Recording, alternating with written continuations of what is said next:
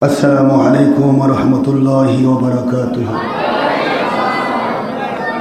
الحمد لله نحمده ونستعينه ونستغفره ونؤمن به ونتوكل عليه ونعوذ بالله من شرور أنفسنا ومن سيئات أعمالنا.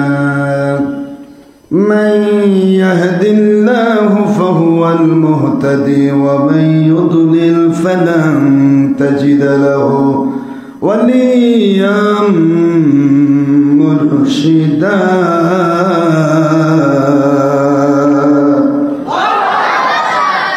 ونشهد أن لا إله إلا الله وحده لا شريك له ونشهد أن سيدنا وسندنا وحبيبنا ومولانا محمدا عبدا ونورا وبشرا شكورا.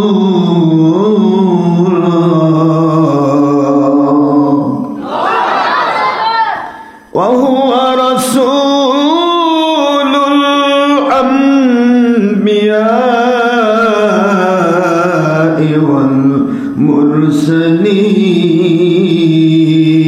والمرسلين الذي أرسله بالحق شاهدا ومبشرا ونذيرا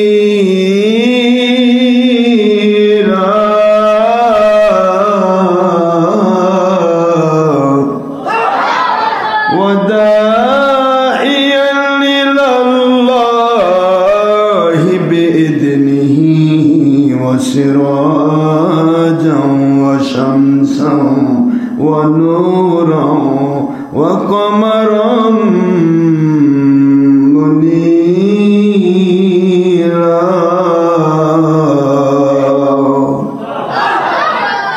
فقد قال الله تعالى في كلامه المجيد وفرقانه الحميد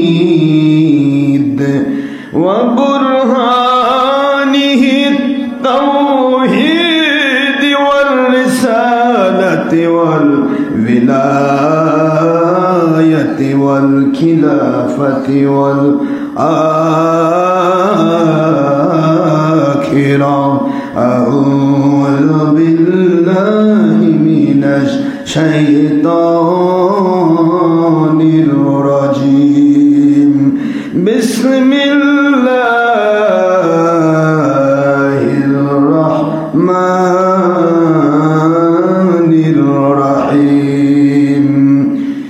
إن الله وملائكته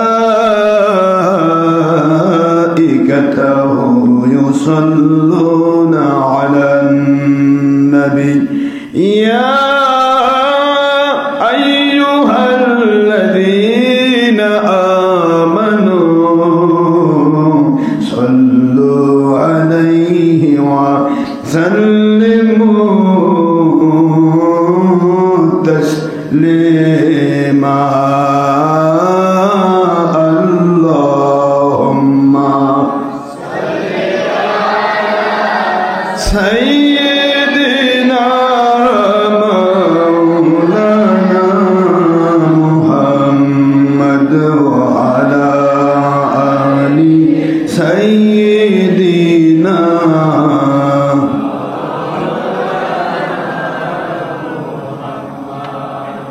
I নবীজি স্বপ্নের মাঝে দিবেন বারবার দেখা।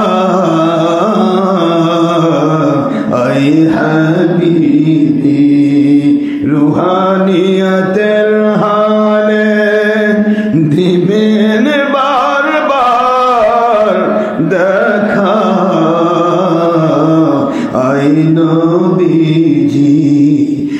রোজ হাসরে দিবেন মুদের দেখা,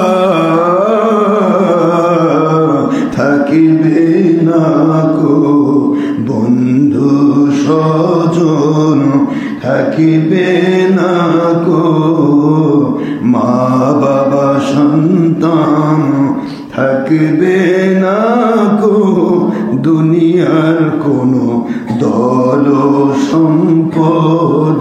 কাঁদব যখন একা, আল্লাহুম্মা সাল্লি আলা মাওলানা মুহাম্মদ ওয়া আলা আলি সাইয়্যিদিনা।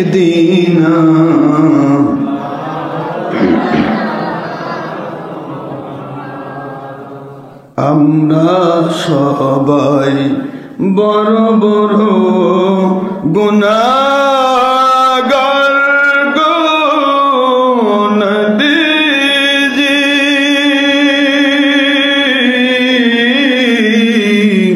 দুনিয়াও বাতিল ফিরকার স্বার্থে আপনাকে চিনলাম না,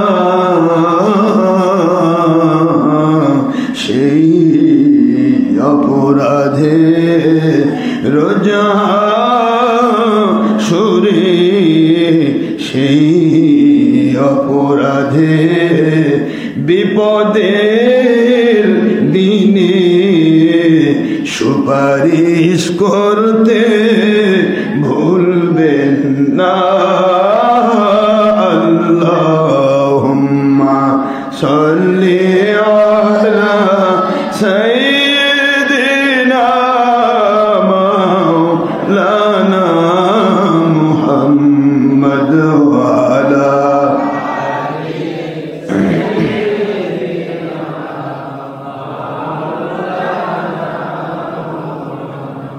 नहीं वाजों से नहीं किताबों से नहीं बयानों से नहीं वाजों से कुरान सुनना कहिए दिल पैदा होता हो, हक्कानी वलियों की नजरों से। अल्लाहुम्मा सल्ली अला मौलाना मुहम्मद वा अला आलि सय्यिदिना मौलाना मुहम्मद सल्लल्लाहु अलैहि वसल्लम। मुअज़्ज़ज़ मुहतरम प्रिय सम्मानित उपस्थिति, মহান আল্লাহ সুবহানাহু তাবারাক ওয়া তাআলা খলিক মালিক রব, ওনার অপার মেহেরবানিতে আশা করি আপনারা সবাই ভালো আছেন। আল্লাহ পাক দয়া সাগর রব্বুল আলামিন, যিনি খলিক, যিনি মালিক, যিনি রব, এক ও অদ্বিতীয় আল্লাহ পাক, যার কোনো অবতার নেই, যার কোনো শরিক নেই, যার কোনো অংশীদার নেই, সেই রব্বুল আলামিন তিনি অতীব দয়া পরবশ হয়ে আমাদেরকে কর্মমুখর সময়ে ঠান্ডার ভিতরেও নির্দিষ্ট সময়ে সেই মসজিদ পরিপূর্ণ হওয়ার ব্যাপারে যিনি সাহায্য করলেন। আমরা আসলে নিজে আসতে পারি না, মালিক যদি দয়া না করে। মালিকের দয়ার উপরে সব কিছু নির্ভর করে। তিনি দয়া করেছেন, ইহসান করেছেন, আমরা আসতে পেরেছি। তিনি যে দয়া না করেন, একটা নেকামল করার ক্ষমতা আমাদের নেই। একটি নেকামল আপনি করতে যাবেন, যদি আল্লাহ সেই সময় আপনার জানটা নিয়ে নেয়, তখন কী করবেন?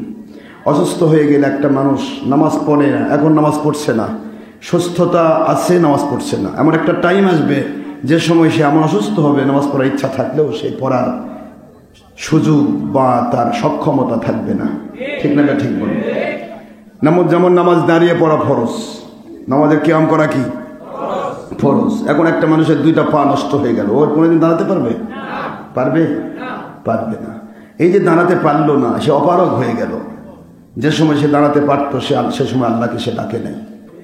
এখন যখন সে দাঁড়াতে পারছে না, তখন সে আফসোস করা ছাড়া তার উপায় আছে? বসে থেকে নামাজ পড়তে হবে, মাজুর হয়ে নামাজ পড়তে হবে।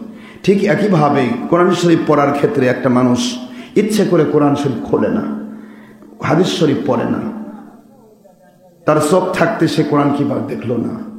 এমন একটা টাইম আসবে হয়তো দুটা চোখ নষ্ট হয়ে গেল, সে আর ইচ্ছা করলেও কোরআন শরীফ দেখতে পারবে না। হক্কানি ওলির কাছে ইচ্ছা করে যাচ্ছে না, এমন একটা সময় আসবে সে হক্কানি ওলি দেখার মতো তার চোখের সেই শক্তি শেষ হয়ে যাবে, দেখতে পাবে না।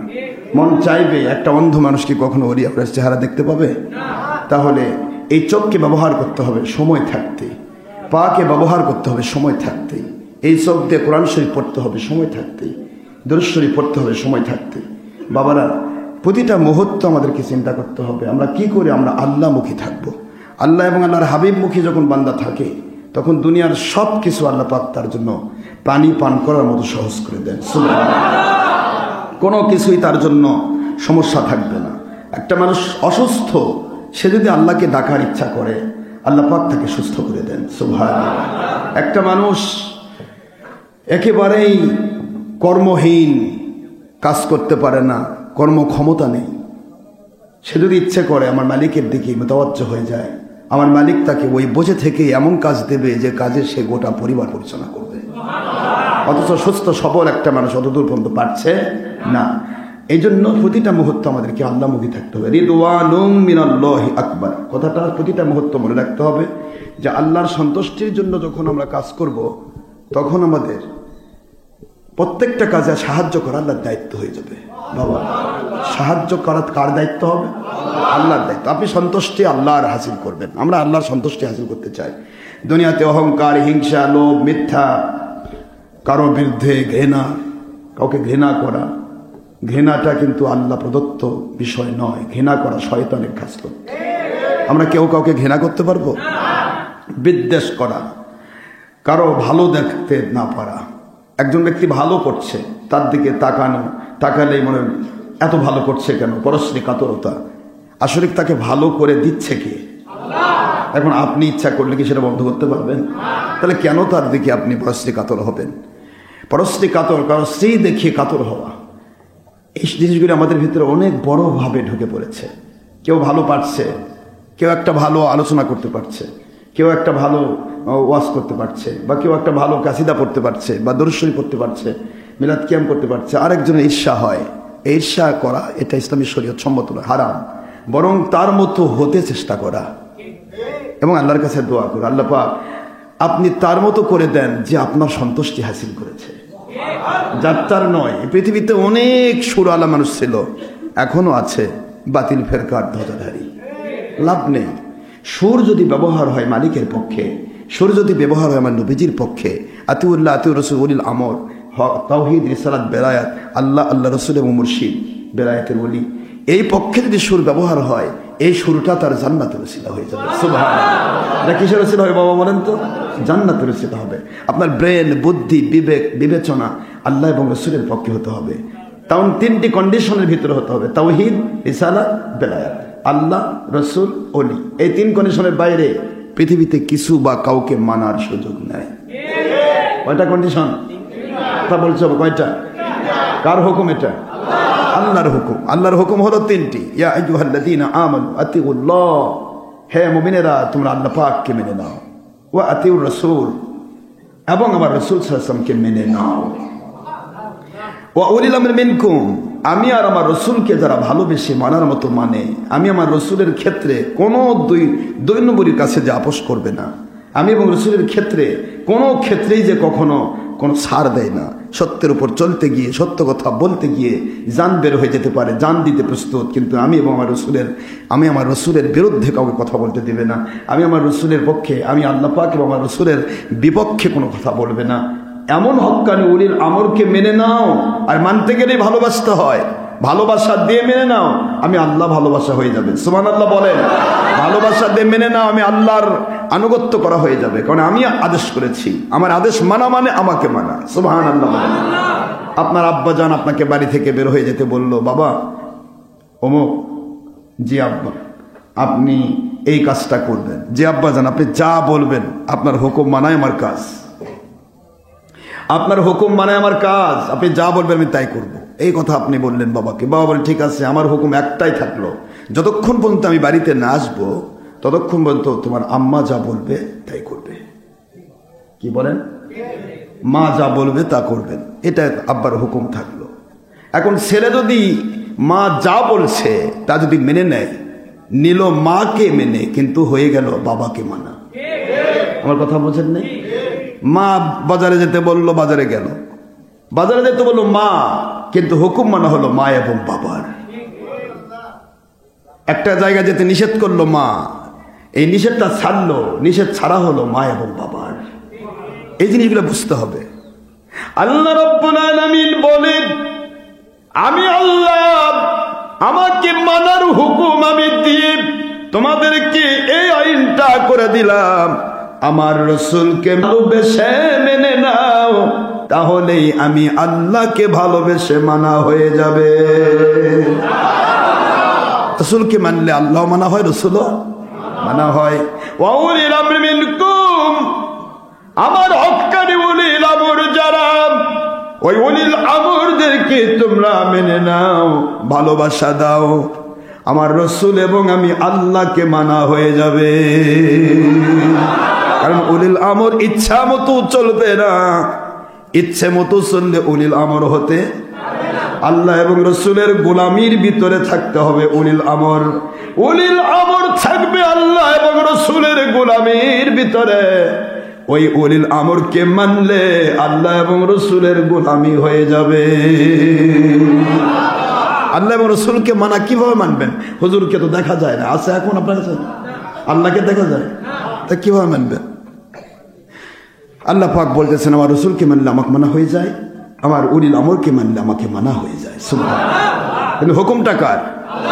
এর মানে কি রসুল মানলে আল্লাহ হয়ে গেল, ওলি মানলে আল্লাহ হয়ে গেল? না, আল্লাহর হুকুম মানা হলো। যেমন মাকে মানলে বাবা মানা হলো। বাবা তো, মা তো আর বাবা হবে না, মা বাবা হবে?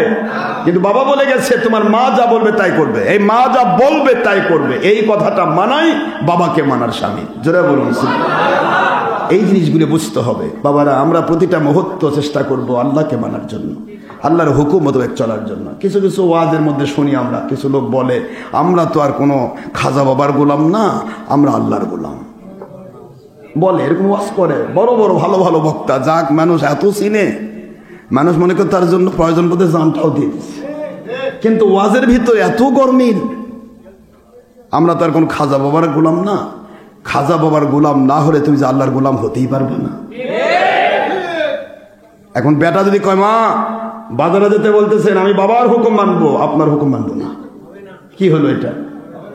বাবা তো বলেই গেছে আমি না আসা পর্যন্ত কাকে মানবে? আওয়াজ দিতে হবে। আমি না আসা পর্যন্ত কাকে মানবে? হুকুমটা কার? বাবার। হুকুমটা কার? বাবা বলে গেল, মা যা বলবে তাই করবে। এখন মা বললো বাবা বাজারে গিয়ে কিছু শাকসবজি নিয়ে আসে, ছেলে বলতেছে মা এটা কথা না, আমি বাবাকে মানবো, আর কাউকে মানবো না, আমি বাবার গোলাম, মায়ের গোলাম না। এ কি আসলেই মায়ের বাবার গোলাম হলো? এটা বাবার গোলামি? এটাও তাই। আমরা তো কোনো খাজা বাবার গোলাম না। আল্লাহ বলছে উলিল আমর মানতে হবে, না হলে আমাকে মানা যায় না। এটা চ্যানেল। আপনি কিয়ামত পর্যন্ত চেষ্টা করবেন আল্লাহকে মানতে, কিয়ামত পর্যন্ত আপনি মানতে পারবেন আমার রসুল ছাড়া। এখন বলবেন হুজুর রসুলকে কেমনি মানবো? রসুল সাল্লাল্লাহু আলাইহি ওয়াসাল্লাম তো নেই এখন। আপনি একটি পয়েন্টে আসেন, সল্লু কামা রাআইতুমুনি উসাল্লি। সহিহ বুখারীর ইবারতে হুজুর বলেন যে আমি যেভাবে নামাজ পড়ছি ঠিক সেভাবে আমাকে দেখে দেখে নামাজ পড়ো। এখন আপনারা কি নবীকে দেখেন? বলেন কে কে দাঁড়ায়? একটা লোক দাঁড়ায় বলেন যে আমি রসুলকে দেখে দেখে নামাজ পড়ি। তো হুজুরের হাদিস পালন হলো কেমনে? বলেন, আমাকে প্রশ্ন উত্তর দেন। হুজুর তো বললেন সল্লু কামা রাআইতুমুনি, নুনে বেকায়া মুতাকাল্লিম, আমাকে দেখে দেখে নামাজ পড়ো, ওটাই আল্লাহ পাক রব্বুল আলামিনের নামাজ হয়ে যাবে। এখন আপনি তো রসুলকে দেখেন না, রসুল সাল্লাল্লাহু আলাইহি ওয়াসাল্লামকে না দেখে নামাজ পড়ার কথা হুজুর বলেন। হুজুর বলছে আমাকে দেখে দেখে নামাজ পড়ো। এখন হুজুরকে দেখে দেখে যারা নামাজ পড়লো তারা হলো সাহাবী।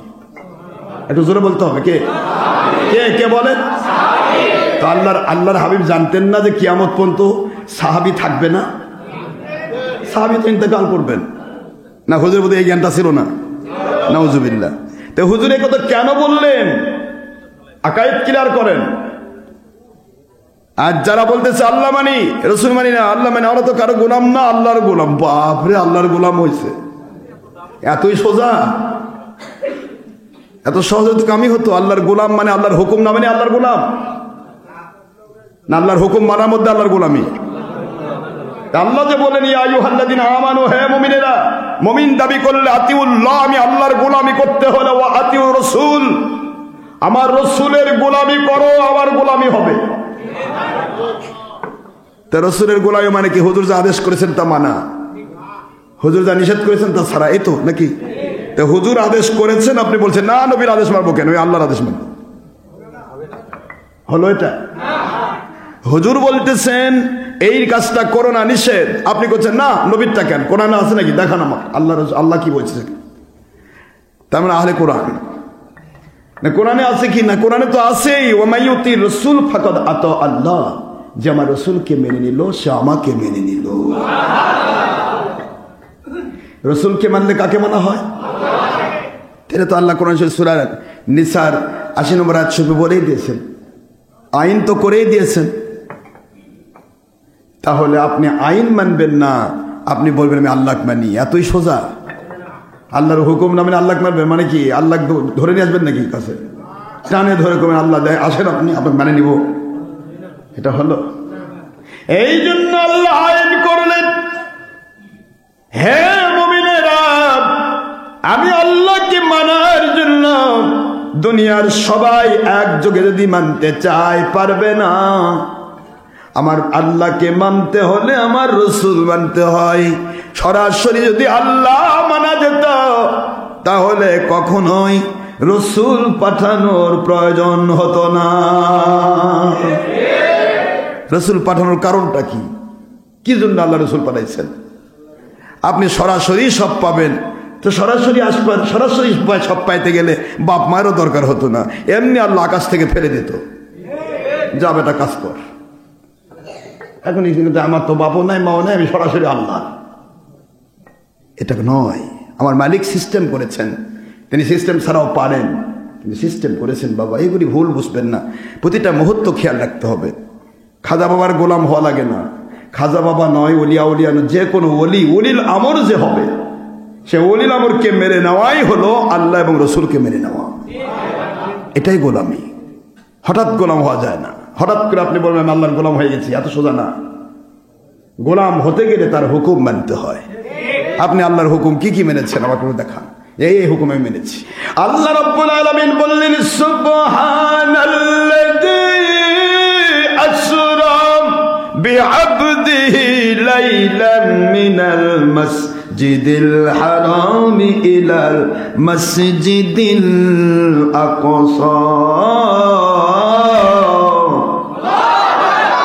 আল্লাহ বললেন আমি আমার রাসূল সাল্লাল্লাহু আলাইহি ওয়াসাল্লামকে আমার বান্দাদের সবার শ্রেষ্ঠ আমার কাছে যিনি নিজেকে সুপর্দ করেছেন, সেই রাসূল জবানি বদনি মালি কোন সাইড থেকে পৃথিবীর কারো কাছে আত্মসমর্পণ করেননি, তিনি একমাত্র আমার কাছে আত্মসমর্পিত, এই জন্য আমি তাকে বান্দা বলেছি। জোরে বলুন সুবহানাল্লাহ।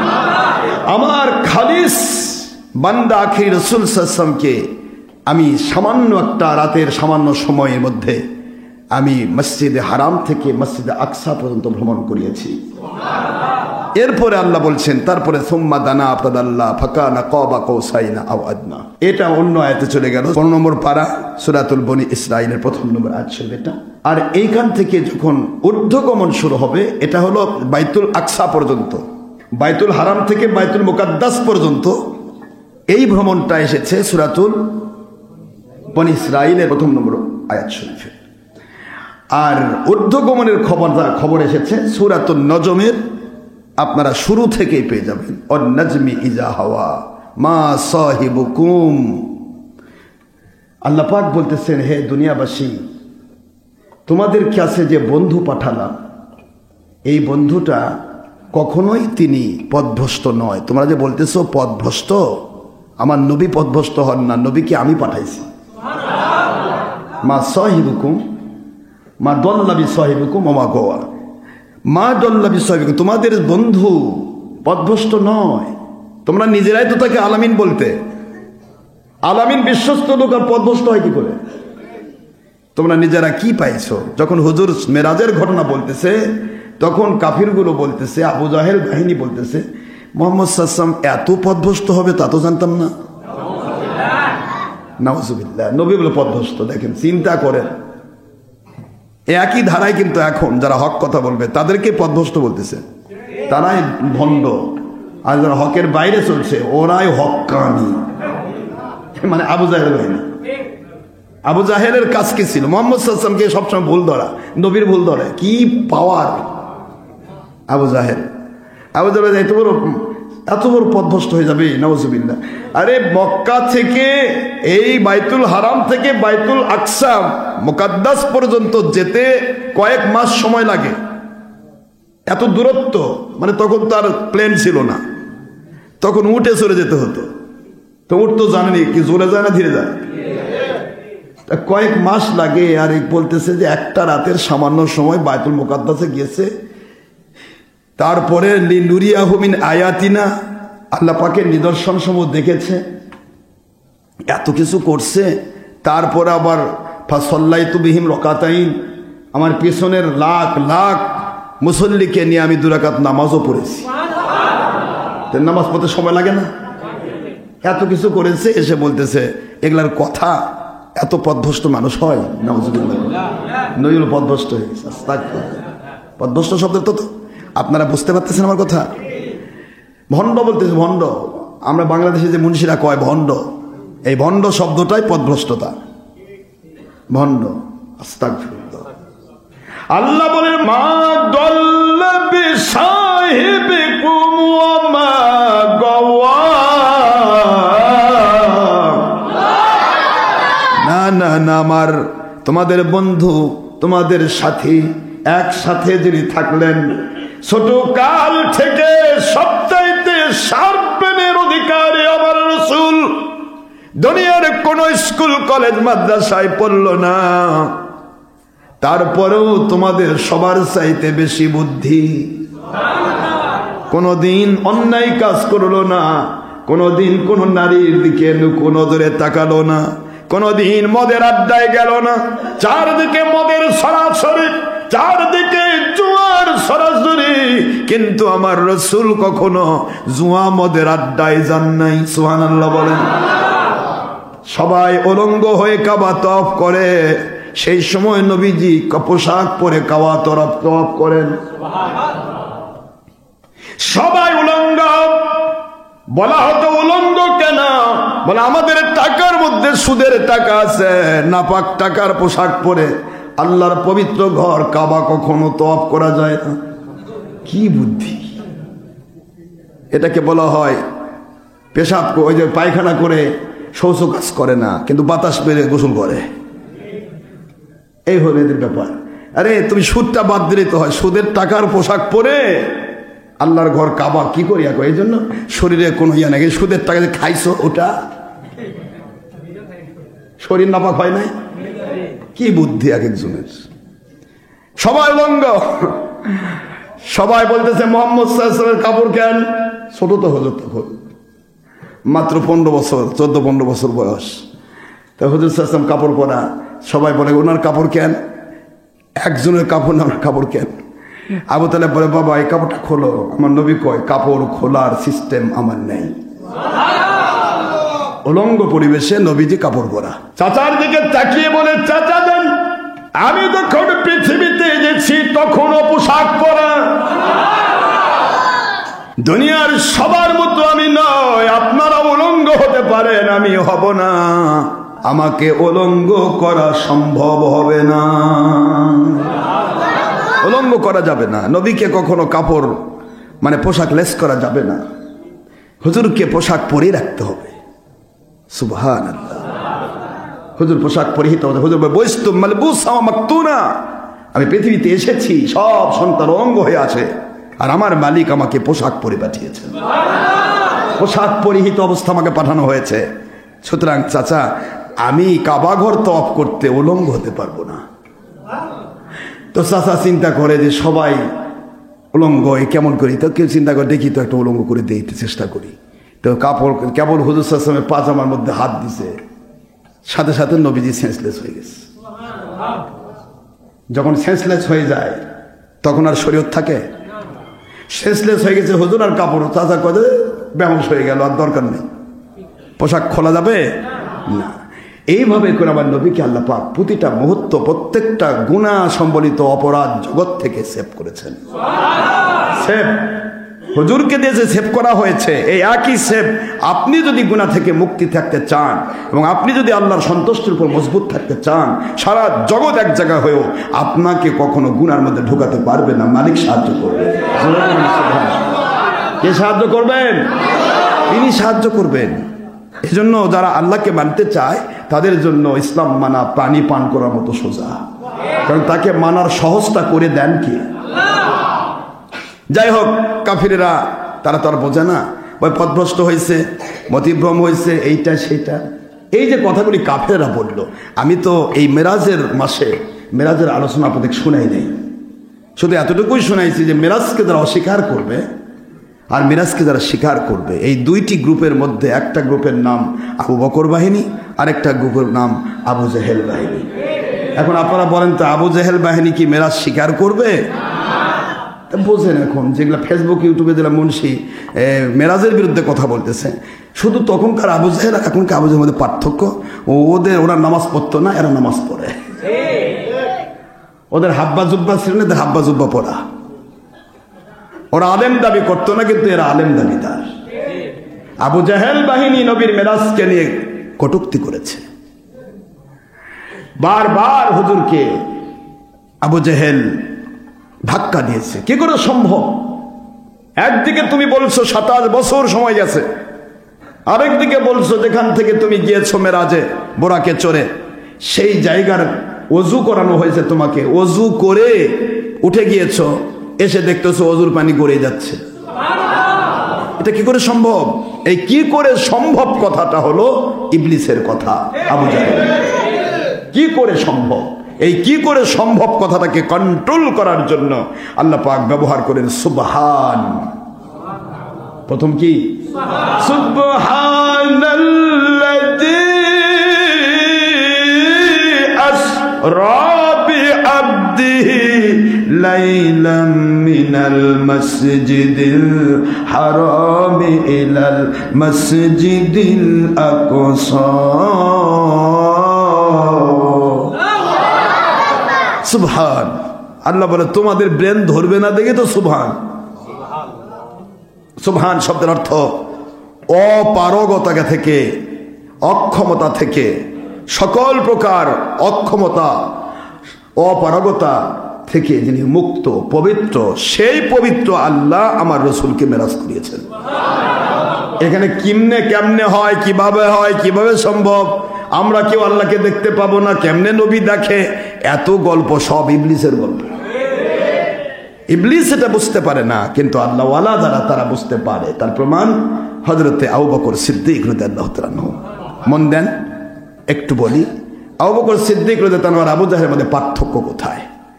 দুইজন তো সম্ভ্রান্ত ফ্যামিলির লোক ছিলেন। আবু বকর তো সম্ভ্রান্ত, আবু জাহেলও সম্ভ্রান্ত, সম্ভ্রান্ত ফ্যামিলির লোক। সেই সময় কুলের কৌলিন্যের ভারে ভারাক্রান্ত, বংশের আভিজাত্যের গৌরবে গৌরবান্বিত, অনেক আভিজাত্যপূর্ণ পরিবারে তাদের জন্ম, যেটা নাম হলো কুরাইশ বংশ। কি বংশ বলেন তো? কুরাইশ। কুরাইশ নাম শুনলেই তৎকালীন সময় সারা বিশ্ব কেঁপে উঠত। হ্যাঁ, এটা একটা বংশ, যে বংশে নবী রাসূল নাজিল হয়। সুবহানাল্লাহ। অনেক দামি একটা বংশ কুরাইশ, যার উপর কোরআনের বাণী নামিয়েছেন লিইলাফি। কথা বলছেন না কেন? লিইলাফি কুরাইশ। কুরাইশ বংশ অনেক দামি। এই দামি বংশের ভিতরে নাজিল হয়েও আবু জাহেল কাট্টা কাফির হয়ে জাহান্নামের সার্টিফিকেট নিয়ে মরল, আর আবু বকর তিনি জান্নাতের সার্টিফিকেট শুধু নয়, আফদালুন নাস বাদাল আম্বিয়া আলাইহিমুস সালাম, নবীদের পরে সর্বশ্রেষ্ঠ মানুষ যার নাম, তার নাম সিদ্দিক আকবর আবু বকর সিদ্দিক রাদিয়াল্লাহু তাআলা আনহু। একই বংশে জন্ম নিয়ে একটা কাট্টা কাফের আবু জাহেল আবু লাহাব, আর একই বংশে জন্ম নিয়ে আবু বকর চেষ্টা। একদিন আবু জাহেল এসে নবীকে বলতেছে মুহাম্মদ সাল্লাল্লাহু আলাইহি ওয়াসাল্লাম, অত সাল্লাম বলতো না, মোহাম্মদ ইবনে আব্দুল্লাহ বলতো। আমরা জানি এই দুনিয়াতে যুগ যুগ ধরে অনেকগুলো খোদা এসেছে, তুমি আবার এক খোদার দাওয়াত দাও কেমনে? এই দুনিয়াতে যুগে যুগে ছবি আর মূর্তিকে আমরা সেজদা করে আসতেছি, সম্মান দিয়ে আসতেছি। 101 নয় 2 নয় 360টা মূর্তিকে কখনো কাগজ দিয়ে বানাইছি, কখনো পাথর দিয়ে বানাইছি, কখনো কাঠ দিয়ে বানাইছি। সেগুলির কাছে সেজদা মাথা নত করে আসতেছি। নাউজুবিল্লাহ। আর তুমি সেই বললে বুয়ুস্তুল কাস্তিল মাজামির ওয়াল আসনাম, তুমি সেই বললে তুমি সমস্ত ছবি মূর্তিকে গান বাজনাকে ধ্বংস করার জন্য আসছো। আমাদের একটা কাজও গান বাজনা ছাড়া হয় না, বাজনা লাগে, বাজনা না বাজালে গান হয় না। কথা বলেন না কেন? গান বাজনা ধ্বংস করতে আসলে, ছবি মূর্তি ধ্বংস করতে আসলে এত বড় কথা তুমি বললে রে আব্দুল্লাহর ছেলে মুহাম্মদ, সবাই বলেন সাল্লাল্লাহু আলাইহি ওয়াসাল্লাম। এত বড় কথা যখন বলেছ, you are bad of this world, গোটা জগতের মধ্যে আপনি হলেন নাউজুবিল্লাহ। তা আমার আল্লাহর বন্ধু আবু জাহেলের দিকে মন খারাপ করলেন না। হুজুর বললেন সাদ্দাকতা ইয়া আবু জাহেল, আবু জাহেল তুমি সত্য বলেছ। আবু জাহেল খুশি হয়ে কয় যে দেখছো আমি দুনিয়ার মধ্যে সব খারাপ করলাম, উনি কয়ে সত্য বলছে, দেখছো আমার কথা তো ঠিক। আবু জাহেল খুব খুশি, আবু জাহেল খুবই খুশি। মানে নবী পাক সাল্লাল্লাহু আলাইহি ওয়াসাল্লামকে নেগলেক্ট করাইছিল আবু জাহেলের কাজ, নবীকে ছোট করে দেখা, ইনসাফ করা। কিন্তু আবু বকরের কাজ হলো বড় করে দেখা। আবু বকর লাফায় উঠে কয় আল্লাহর বন্ধু, you are best of this world, আনতা খায়র ইয়া রাসূলুল্লাহ। আপনার মতো উত্তম এ জগতে কোনো পুরুষ আসেনি, কোনোদিন আসবেও না। এক কথায়। আচ্ছা তখন কি আবু বকরের উপর ওহী নাযিল হয়েছিল? তিনি তো আবু বকর। যাকে যে ভালোবাসে সে কলজার থেকেই ভালোবাসে, অন্তর উজাড় করে ভালোবাসতে হয়, না হলে সে ভালোবাসা টিকে না। ভালোবাসা যদি দুনিয়ার জন্য হয়, ভালোবাসা যদি সামান্য কিছুর জন্য হয়, 2-4 টাকার জন্য হয়, কিছু বাহবা পাওয়ার জন্য হয়, কিছু মন্ত্রী এমপি বা চেয়ারম্যানের স্বাদ নেওয়ার জন্য হয়, এটা কিন্তু বেশি দিন টিকে না। যেমন আওয়ামী লীগের টিকে নেই, আওয়ামী লীগ কোন বিএনপি কোন, যদি এগুলার জন্য হয়, ভালোবাসাটা হবে আল্লাহর জন্য। কার জন্য বলেন তো? আল্লাহর জন্য। যেটাই করবেন আল্লাহর জন্য করবেন, এই ভালোবাসাটা আপনাকে জান্নাত পর্যন্ত স্থায়ী করবে। এটা ডাইরেক্ট বুখারী শরীফের হাদিস, আল হুব্বু ফিল্লাহ ওয়াল বুগদু ফিল্লাহ। আল্লাহর জন্য যদি কেউ ভালোবাসা করে কারোর সাথে, বিশ্বাস করবেন মুসলমান, গোটা দুনিয়া উলটপালট হবে, কিন্তু কিয়ামতে একসাথে আপনাদের হাসর হবে, একসাথে, কেউ কাউকে ভুলবে না। দুইজনের সাথে মহব্বতের সম্পর্কটা এটাই, সম্পর্কটা করবে আল্লাহর জন্য। আর দুনিয়ার জন্য হলে কিরকম হবে? ওই এক বুড়ির গল্প আমার কাছে কয়েকদিন আগে করলাম। তো বুড়ি গম ঝাড়তেছে, বৃদ্ধ বুড়ি, আরাবিয়ান সিটির মধ্যে। তো এক বাদশার ছেলে এবং বাদশার মন্ত্রী ছেলে, দুইজন, বাদশার ছেলে আর বাদশার, মন দেন, বাদশার ছেলে আর বাদশার মন্ত্রীর ছেলে, দুই ছেলে এতই বন্ধুত্ব, কেউ কাউকে ছাড়া থাকতে পারে না। খাওয়া দাওয়া, চলা ফেরা, ওঠা বসা, লেখা পড়া, এমনকি একসাথে শোয়, এত ভালোবাসা। এই ভালোবাসার বন্ধুত্ব সম্পর্কটা কতটুকু, এটা পরীক্ষা করার জন্য বুড়ির নাতনি ছোট্ট, সে বলতেছে দেখছেন নানি বা দাদি, দেখেন এই দুই মন্ত্রীর ছেলে আর বাদশার ছেলে, এই দুইজনের মধ্যে এত ভালোবাসা, এ ভালোবাসা পৃথিবীর কেউ নষ্ট করতে পারবে না।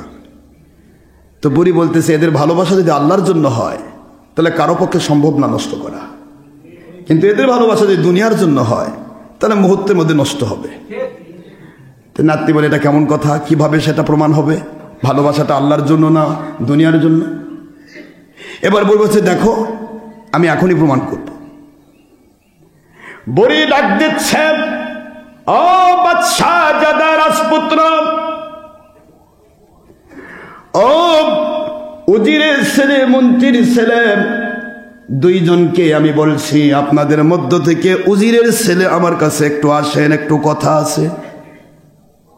উজিরের ছেলে তো উজিরের ছেলে বলতেছে তাহলে দুইজন একসাথে যাই, না একসাথে আসা যাবে না, একসাথে আসলে হবে না, দুইজন দুইভাবে আসতে হবে। আমি ওনাকেও পরে রাখবো কিন্তু আপনাকে আসতে হবে। তো উজিরের ছেলে বলতেছে বন্ধু যা বলবে সব আমি এসে বলবো, টেনশন নেই, একই তো, দুই বন্ধু একজন আরেকজনের একই তো, আমাকে বললে তুমি, তোমাকে বললে আমি, এই তো একই হবে। তা আমি দেখি কি বলে বুড়ি। বুড়ি ঘুম ঝাড়তেছে, উজিরের বেটা গিয়ে দাঁড়িয়ে আছে, বুড়ি বিড়বিড় করতেছে কিন্তু বোঝা যায় না। উজিরের বেটাকে বুড়ি কি বলবে বলো, উজিরের বেটাও কথা বলতেছে, বুড়িও, কিন্তু বুড়ির কথা বোঝা যায় না। লাস্টে বলতেছে বুড়ি একটু ঘুম ঝাড়তেছি, ঘুমের মধ্যে একটু পোকা লাগছে তাই। তো এটার কথা, এটা উজিরক ডাকেন, উজিরের বেটা ডাকার একটা প্রয়োজন ছিল। এই কথাটা বোঝার জন্য, শোনার জন্য কি উজিরের বেটা আর এই বাদশার বেটা দুইজন কি আলাদা থাকার দরকার আছে? হ্যাঁ, এর মধ্যে কোনো গোপনীয়তা আছে নাকি? ওপেন সিক্রেট তো। ঘুমে পোকা লাগছে তো ভালোই তো, ঘুমে পোকা লাগছে, তুমি বুঝবে ঝাড়তেছো, পাস পড়ে গেল, কিচ্ছা তো শেষ। কিন্তু এটার মধ্যে আমার বাদশার ছেলেকে দূরে রাখার দরকার কি ছিল? কই এটাই তো উদ্দেশ্য, আর কোনো উদ্দেশ্য নেই। এখন আপনি যেতে পারেন। এখন উজিরের বেটা চলে গেছে, দীর্ঘ সময় তো ব্যয় হলো বুড়ির সাথে পেঁচাল পাততে, কথা বলতে। উজিরের বেটা বলছে বন্ধু কি বললো? দূর, ওই বুড়ির কথা বলতেছো তুমি, বোঝো না। বুড়ি বলতেছে গোমত পোকা লাগছে। ওই বাদশার বেটা করছে এতদিনের বন্ধুত্বের মহব্বত এইটুকুই, এতক্ষণ ধরে গল্প করলে আর বুড়ি বললো যে গোমত পোকা লাগছে, এই কথা বলতে এতক্ষণ সময় লাগে? কি বুঝলেন আপনারা বলেন তো? বুঝতেছেন কিছু? বন্ধুত্ব নষ্ট করে দুষ্ট লোকের মিষ্টি কথা, ডাক দে বসায় কাছে, কথা দিয়ে কথা নেয়, প্রাণ যায় শেষে, বন্ধুত্ব যায় শেষে। তো এখানে এই মহিলা উদ্দেশ্য ইয়াকে বলতেছে, নাতনিকে বলতেছে দেখো যদি বন্ধুত্ব আল্লাহর জন্য হয় তাহলে একসাথে গলা ধরে বাড়ি যাবে, আর যদি আল্লাহর জন্য না হয় তাহলে দুইজন দুই দিকে যাবে। দুই বন্ধুত্ব মূল ঝগড়া। উজিরের ছেলে বলে তুমি কি আমাকে বিশ্বাস করো না? কেন করব না? তাহলে এইটুকুই তোমার বন্ধুত্বের সম্পর্ক, যা বললাম তাই তো সত্য, তুমি কেন মানো না? কই এটা হতে পারে না। বলি নিশ্চয় কোনো গোপন কথা কইছে যা আমাকে বলা যাবে না। যদি এইটুকুর জন্যই তোমাকে ডাকা হতো তাহলে আমাকে বাদ দেওয়া হলো কেন? কি কি বুঝলেন বাবা? বুঝলেন কিছু? এইভাবে পরস্পরের বন্ধুত্ব নষ্ট করা হয়। আপনাদেরকে এরকম দুষ্ট লোক মিশা কথা বলবে, দুষ্ট লোক ডেকে আপনাদের মধ্যে ভাগ সৃষ্টি করবে, এগুলা শিক্ষা। Example is better than good advice. দুই বন্ধু দুইজনকে বিশ্বাস করতে পারে না। বাদশার ছেলে বলে এতদিনের বন্ধুত্ব বুঝেছি, তুমি গোপন কথা বলতে পারো না, তোমার মতো বন্ধুর আমার দরকার নাই। উজিরের বেটা বলে যেই বন্ধু সত্য বললেও স্বীকার করতে পারে না, বন্ধুত্ব এইটাকে বলে না। আমি বলেছি একটি কথাও তোমাকে বানায় বলবো না, যা বলেছে তাই তো বললাম, কিন্তু তুমি মানতে পারলে না, তোমার মতো বন্ধু আমার দরকার নাই। দুইজন দুই দিকে চলে গেল। বুড়ি নাতনি করছে এদের মহব্বত আল্লাহর জন্য নয়, দুনিয়ার জন্য। আমার কথা বুঝতে পারছি? গোটা দুনিয়া উলট পালট হবে, আল্লাহর জন্য যে ভালোবাসা এটা কোনো নষ্ট হবে না। সুবহানাল্লাহ বলেন। আপনাকে মহব্বত করতে হবে আল্লাহর জন্য, পীর মুরিদি মহব্বত আল্লাহর জন্য, এখানে কোনো দুনিয়ার জন্য নয়। আপনি আল্লাহর জন্য ভালোবাসা করবেন, গয়বি মদদ দিয়ে আপনাকে বরকত দেওয়ার দায়িত্ব আল্লাহর হবে, এটা আল্লাহর দায়িত্ব। বাবাজিরা আমার, অনেক বড় ব্যাপার বন্ধুত্ব, এইটাকে বলা হয়। সিদ্দিক আকবর বলে রে আবু জাহেল, আমার নবীর চাইতে শ্রেষ্ঠ মানুষ আর দুনিয়ায় কেউ নাই। ছোটকাল থেকে তার আমি বন্ধু, জীবন ভর আমি মিথ্যা বলতে শুনি নাই কোনদিন। আমার নবী একটিবারও কাউকে ধোকা দেয় নাই। কি করে নবী সারা জগতের খারাপ হয় রে জাহেল? এই জাহেল, আবু জাহেল, আমি বলছি Muhammad is the best of this world of all creation.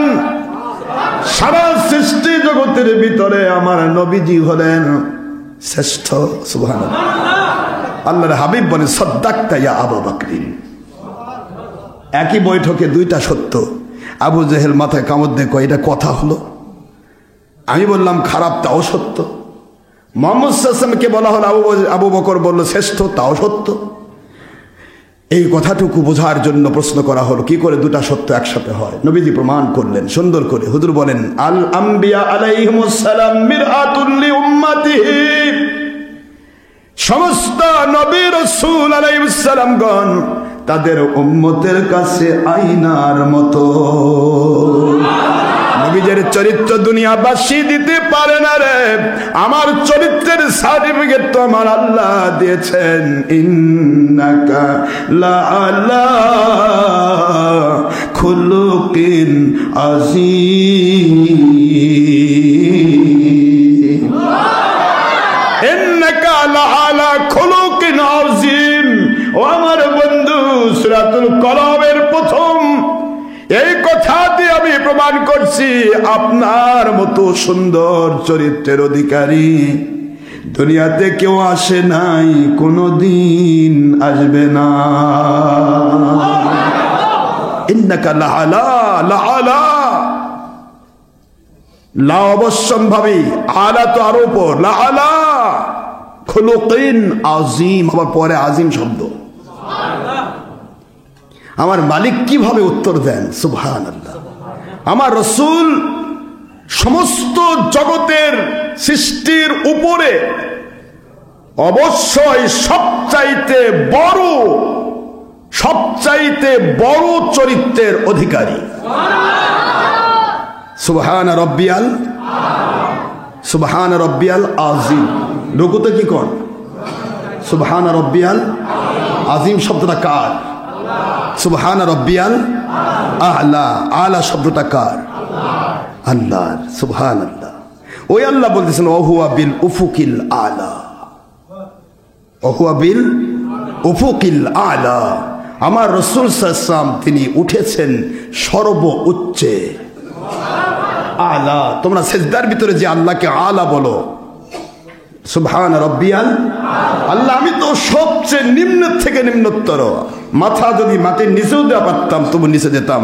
এই পর্যন্তই মাথা, আর সে নিচে আর যাওয়ার সুযোগ নেই আল্লাহ। আর আপনি হলো উচ্চ থেকে উচ্চতর।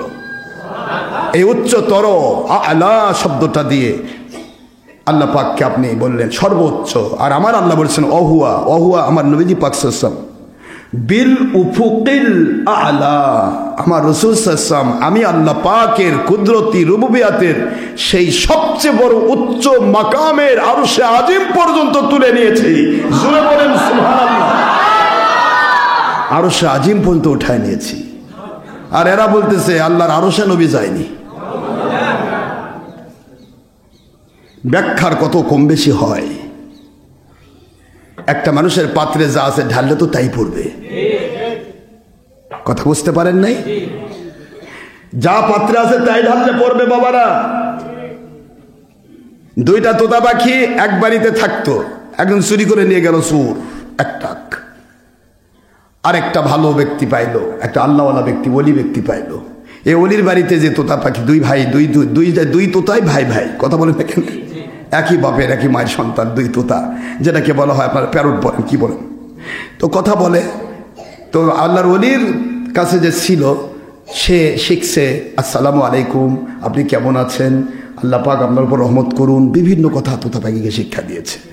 আর একই ভাই আরেকজন আরেক চোরের বাড়িতে, বোঝেন নাই তো, চোরের বাড়িতে তো বাদশাহ হঠাৎ করে ওই এলাকায় হেঁটে যাচ্ছে, চোরের বাড়িতে যে তোতা আছে, তোতা কয় একে ধরো, জবাই করো।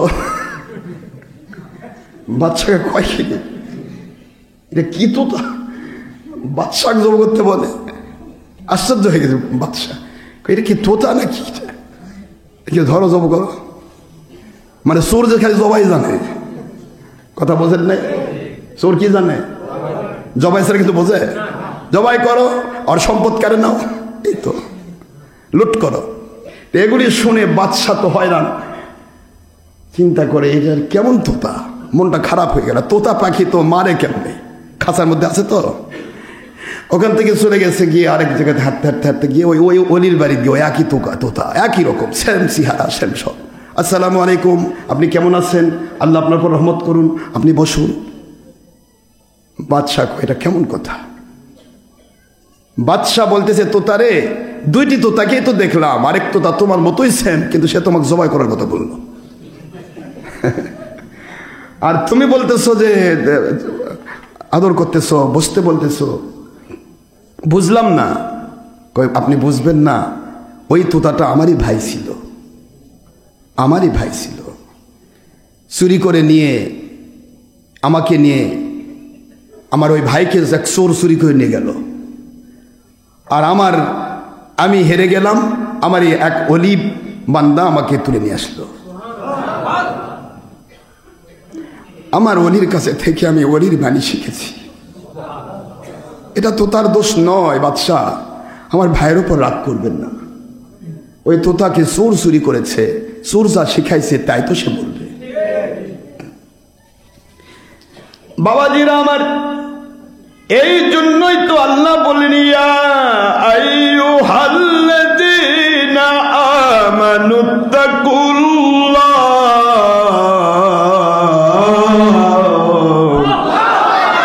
হে মুমিনেরা, যাকে তাকে যার তার সাথী হবে না, যার তার সহযোগী হবে না। চোরের সাথী হলে কয়েকদিন পর তুমি চোর হয়ে যাবে, ডাকাতের সাথী হলে কয়েকদিন পর ডাকাত হয়ে যাবে, হিরোইন খুনের সাথী হলে কয়েকদিনের পরে তুমি হিরোইন খুন হয়ে যাবে, বিড়ি খুর গাঁজা খুরের সাথী হলে কয়েকদিন পর তুমি বিড়ি খুর গাঁজা খুর হবে। তুমি একটা ভালো মানুষ ছেলে, সারাটা জীবন ওলিদেরকে পছন্দ করেছো, সারা জীবন মিলাদ কিয়াম পছন্দ করেছো, সারা জীবন শবে বরাত পছন্দ করেছো, সারা জীবন ওলি আউলিয়াকে ভালোবেসেছো। তোমার দোষ নেই, তুমি এমন এক সহযোগী বানাইছো রে, যেটা হলো বাতিল ৭২ অলির দুশ্মন। অলির দুশ্মনের কাছে গিয়ে সহজ সরল মানুষ তুমি অলির বিরুদ্ধে ভণ্ড ফতোয়া দিচ্ছ, অলির বিরুদ্ধে মিথ্যে কথা বলতেছ। এখনো সময় আছে। আমার মালিক বলেন, ইয়া আইয়ুহাল্লাযীনা আমানুত্তাকুল্লাহ, হে মুমিনেরা, যদি তুমি সুন্দর জীবন যাপন করতে চাও, আমি আল্লাহর রহমত পেতে চাও, বরকত পেতে চাও, শান্তি পেতে চাও, গায়বী মদদ দিয়ে ধন্য হতে চাও, ওয়াকুনু মাআস সাদিকিন, সত্যবাদী আল্লাহ ওয়ালা ওলিদের তোমরা সাথী হয়ে যাও।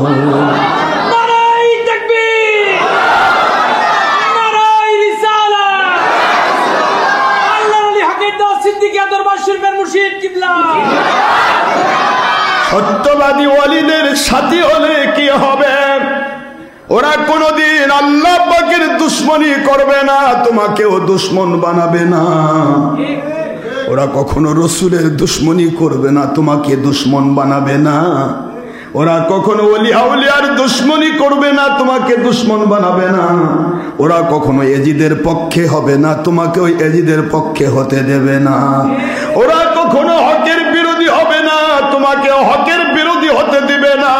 ওরা কখনো নামাজ রোজা হজ জাকাত ছাড়বে না, তোমাকেও নামাজ রোজা হজ জাকাতের সবক দিয়ে দিবে।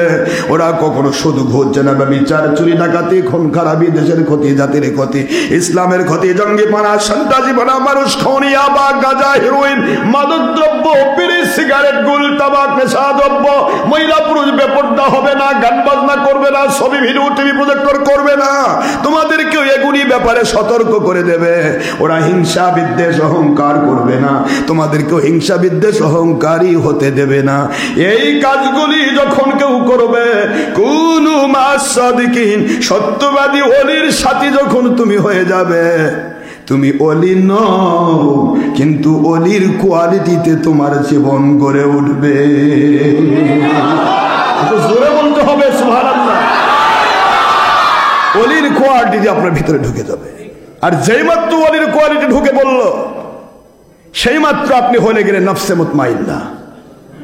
আল্লাহর সন্তুষ্টির পথে যখনই আসলেন, রিদওয়ানুম মিনাল্লাহি আকবার। আল্লাহর সন্তুষ্টি হচ্ছে সবচেয়ে বড় ইবাদত। যে ইবাদত তুমি করো, পুরুষ হও মহিলা হও, জিন হও ইনসান হও, আমি আল্লাহর সন্তুষ্টি হচ্ছে সবচেয়ে বড় ইবাদত। সূরা তাওবার 72 নম্বর আয়াতাংশ দিয়ে 9 নম্বর সূরা দিয়ে আল্লাহ স্পষ্ট করে দিলেন যে সত্যবাদী যারা হয় তারা আল্লাহকে খুশি করার জন্য জান দেয়। সত্যপন্থী আল্লাহর ওলি যারা, আল্লাহর খুশির বাইরে এক চুল নড়বে না। আপনি যদি বলেন আমার আল্লাহর সন্তুষ্টি সরে যান, আপনাকে গোটা দুনিয়ার বাদশাহী দেব। আর যদি না সরেন, আপনাকে হোসেনের রাদিয়াল্লাহু আনহু মতো শহীদ করে দিব। সত্যবাদী ওলি আউলিয়া হোসেন রাদিয়াল্লাহু আনহু মতো শহীদি মর্যাদায় বেছে নেবে, কিন্তু আল্লাহর সন্তুষ্টির বাইরে কখনো কোনো ক্রমেই সে বাদশাহী বেছে নেবে না। এটা সত্যবাদী। আর এই সত্যবাদী ওলি আউলিয়াদের সাথে হবে, ওকে তো একই কোয়ালিটিতে তৈরি করবে। কথা বলছেন না কেন? একই কোয়ালিটি হবে না। আপনারা যদি মনে করেন যে আমি আতরওয়ালার পিছে ঘুরবো কিন্তু আমার শরীর থেকে পায়খানার দুর্গন্ধ বের হবে, এটা কথা হলো? আপনি আতরওয়ালার পিছে ঘুরবেন, আপনার শরীর থেকে আতরের গন্ধ বের হবে। আপনি পায়খানা মেথরে পিছে ঘুরবেন, মেথরে গায়ে কিছু না থাকলেও গন্ধটা থাকবে, ফাইন গন্ধ, যেটা মলের গন্ধ। আপনি যদি মনে করেন মেথর পিছে ঘুরবো কিন্তু আতরের গন্ধ নেব, হবে না বাবা। ইন্নাকা লা তাজনি মিনাশ শাউকিল ইনাব। আপনি লাগাবেন কাঁটার গাছ আর মোছে তা দিবেন, কয়দিন পর আঙ্গুর ফলবে, আমি মজা করে খাবো। আঙ্গুর ফলবে না, লাগাইছে তো কাঁটা। ও কাঁটা আপনাকে বিধে দিয়ে ফুটে দিয়ে আপনাকে কষ্ট দেবে। আপনাকে শুরু করতে হবে মিষ্টি দিয়ে, তাহলে আপনি পরে মিষ্টি পাবেন। এই কথাগুলি কেন বলছি? আপনার সন্তানকে যদি আপনি মধুমাখা করতে চান, আপনার সন্তানটাকে আপনি দিয়েছেন নাস্তিকের মাদ্রাসায়, দিয়েছেন আমার নবীর দুশ্মন বেয়াদবের মাদ্রাসায়, আর আপনি আমার মুরিদ, আপনি চিন্তা করতেছেন আমার বেটা তো বড় এক আল্লাহর ওলি হচ্ছে। এত সোজা না, ওটা ওই চোরের বাড়ি তোতার মতোই হবে। দৃষ্টান্ত দেওয়া অযথাই নয় আব্বা, example is better then good advice. একই তোতা, তোতার দোষ নাই। এই ছোট্ট ছোট্ট পাখিগুলো এরা কিন্তু নিষ্পাপ মাসুম। একই তোতা পাখি এখানে এসে নবী প্রেমিক হচ্ছে, ওলি প্রেমিক হচ্ছে, আল্লাহ প্রেমিক হচ্ছে।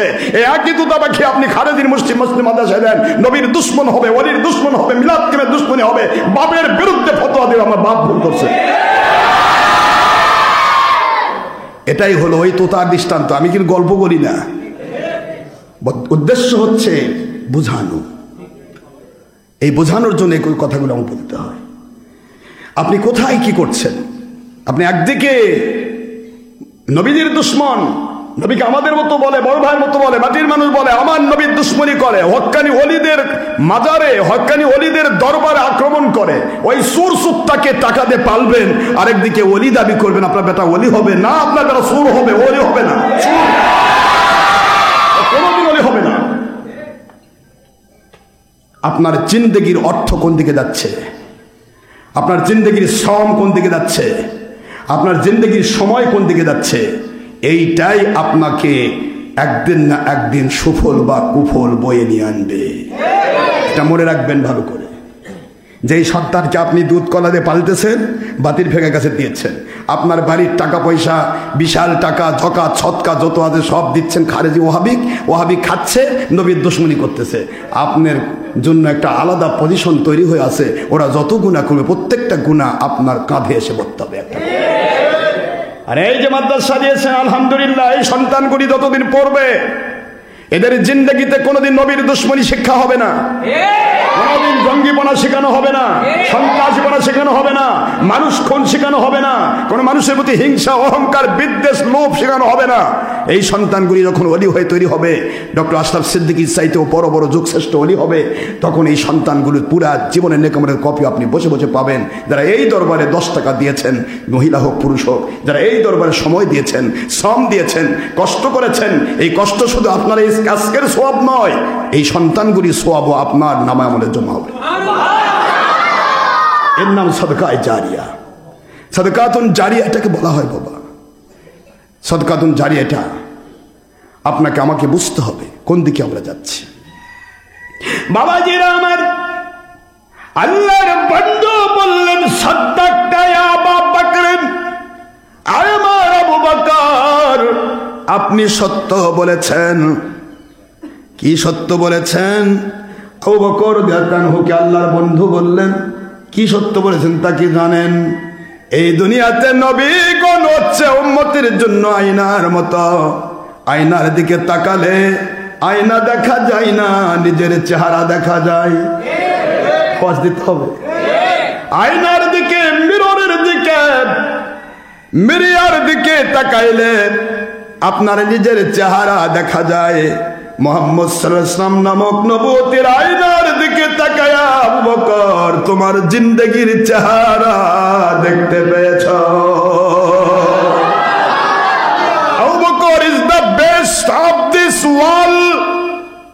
আবু বকর সকল নবী রাসূলের পরে শ্রেষ্ঠ। এখান থেকে প্রমাণ হয়ে গেল আবু বকরের মতো সত্য শ্রেষ্ঠ আর দুনিয়াতে কেউ নাই। সত্য বলেছেন আবু বকর। আমার চরিত্রের সার্টিফিকেট তো স্বয়ং আল্লাহ দিয়েছেন, ইন্নাকা লাআলা খুলুকিন আযীম। ও বন্ধু, আপনার চরিত্রের সার্টিফিকেট তো আমি দিয়ে দিয়েছি, আর কারো দরকার হবে না, হবে না, হবে না। কিন্তু আমি বলতে চাই আবু বকর, আবু জাহেল কেমনে সত্য হলো?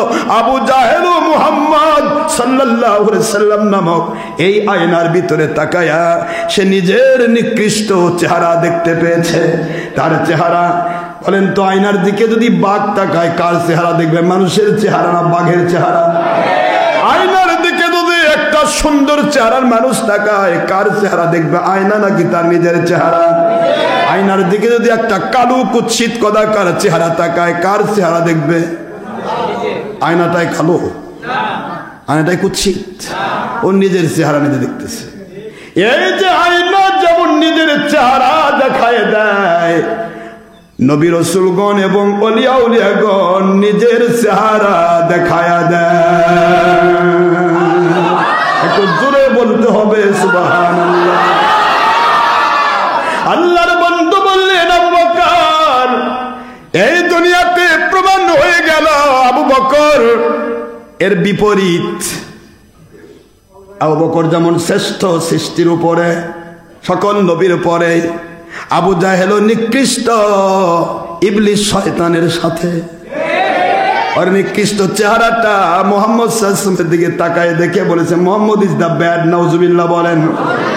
কিন্তু প্রশ্ন হলো আবু বকর আপনি হলেন শ্রেষ্ঠ। হাদিস চলে আসলো মানাকিব আবু বকর সিদ্দিক নামে বাব আসলো। আপনারা মিশকাত শরীফের 505 পৃষ্ঠায় বাব এসেছে, বাবু মানাকিব আবু বকর সিদ্দিক রাদিয়াল্লাহু আনহু। আবু বকর সিদ্দিক হচ্ছেন সমস্ত নবীদের পরে শ্রেষ্ঠ মানুষ। শ্রেষ্ঠত্ব পেয়ে গেলেন আবু বকর রাদিয়াল্লাহু তাআলা আনহু। এই শ্রেষ্ঠ মানুষগুলির কাজ হলো সত্য বলা। কি বলা? সত্যের উপর চলা, কারো উপর কোন রকমের জবরদারি না করা, জোর জবরদস্তি না করা। এটার নাম হলো আল্লাহর সন্তুষ্টি। এটার নাম কি?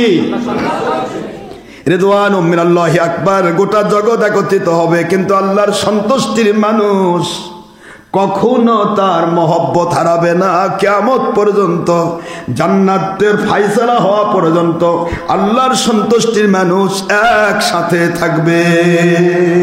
প্রমাণ হলো হাদিসে মুসলিম, একজন নবী নাজিল হবেন কিয়ামতের দিন। নবী, আল্লাহর নবীগণ আসবেন। আল্লাহ পাক বলেন নবী, ও আমার নবী আপনি কি করেছেন? কয় আল্লাহ পাক আমার হাজার হাজার লাখ লাখ মানুষকে আমি সারাদিন সত্যের দাওয়াত দিয়েছি, হকের দাওয়াত দিয়েছি, আপনার দাওয়াত দিয়েছি আপনি সত্য, রিসালাতের দাওয়াত দিয়েছি আমি রাসূল সত্য, কিন্তু মানল না।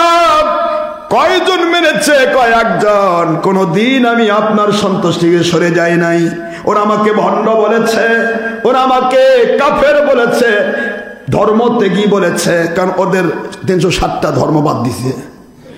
ধর্ম ত্যাগী বলেছে, বলেছে, কাফের বলেছে, আমাকে কত উৎপাত করেছে, মিথ্যা নবী বলেছে, ভণ্ড নবী বলেছে, কিন্তু আমি পিছু পা হইনি গো আল্লাহ। আমি আপনার হকের দাওয়াত থেকে আমি সরে যাই নাই। আল্লাহ পাক বলবেন, কয়জন ব্যক্তিকে ইসলাম কবুল করাইছেন? কয় একজন। কয়জন? নিজের স্ত্রীও মানে নাই, সন্তানও মানে নাই, আমার আপনজন কেউ মানে নাই, শুধুমাত্র একজন ব্যক্তি আমার সাহাবী, উনি আমার এই সত্য মেনে নিয়েছে। আল্লাহ বললেন, সত্য কথা বুঝে রাখেন, বক্তা যদি আল্লাহর সন্তুষ্টির জন্য কথা বলে, আর শ্রোতা যদি আল্লাহর সন্তুষ্টির জন্য কথাগুলি শোনে এবং মানে, শ্রোতা একজন হোক বা 1000 কোটি হোক, বক্তার উপরও আল্লাহ খুশি, শ্রোতার উপরও আল্লাহ খুশি। এর নাম রিদওয়ানুম মিনাল্লাহি আকবার। আল্লাহর সন্তুষ্টি সবচেয়ে বড় ইবাদত। ও আমার নবী জান, ওই একজন ব্যক্তির প্রতি আমি সন্তুষ্ট যে আপনার সত্য সন্তুষ্টিপূর্ণ কথা শুনে মেনে নিয়েছে। ওই একজন ব্যক্তিকে নিয়ে আপনি জান্নাতে চলে যান। বাকিগুলোর জন্য আমার ফয়সালা ফি নারি জাহান্নাম খালিদিনা ফিহা।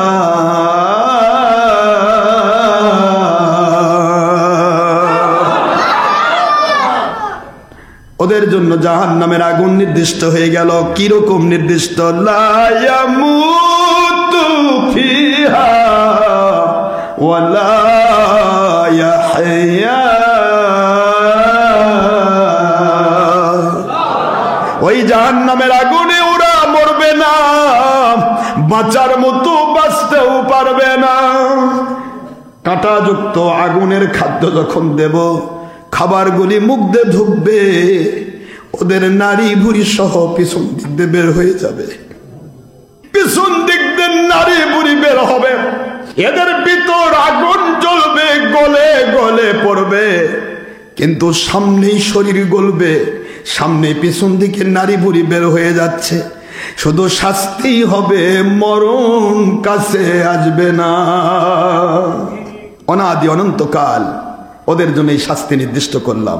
ও রাসূল, আপনাকে নিয়ে আমি সারা জগৎকে প্রমাণ দিচ্ছি, পৃথিবীতে যে কোনো বক্তা আমার সন্তুষ্টির জন্য কথা বলবে, একটা লোক যদি ওই সন্তুষ্টির কথা মানে, ওই একটা লোকের উপর এবং ওই বক্তার উপর খুশি হয়ে আমি জান্নাত দান করব। আর কোন বক্তা যদি বাহবা পাওয়ার আশায়, দুনিয়ার কোন মাল কোম্পানির ধান্দায়, কোন কোম্পানিকে খুশি করার ধান্দায়, দুনিয়াতে এমপি মন্ত্রী আর ওই যে চেয়ারম্যানের পদের স্বাদ লুটা করার আশায় যদি বাতিলের সাথে আপোষ করে, সত্য থেকে সরে যায়, আমার অসন্তুষ্টি নিয়ে কথা বলে, ওই বক্তার কথায় যদি 5000 কোটি মানুষও খুশি হয়, ওই বক্তাতেও আমি না খুশি।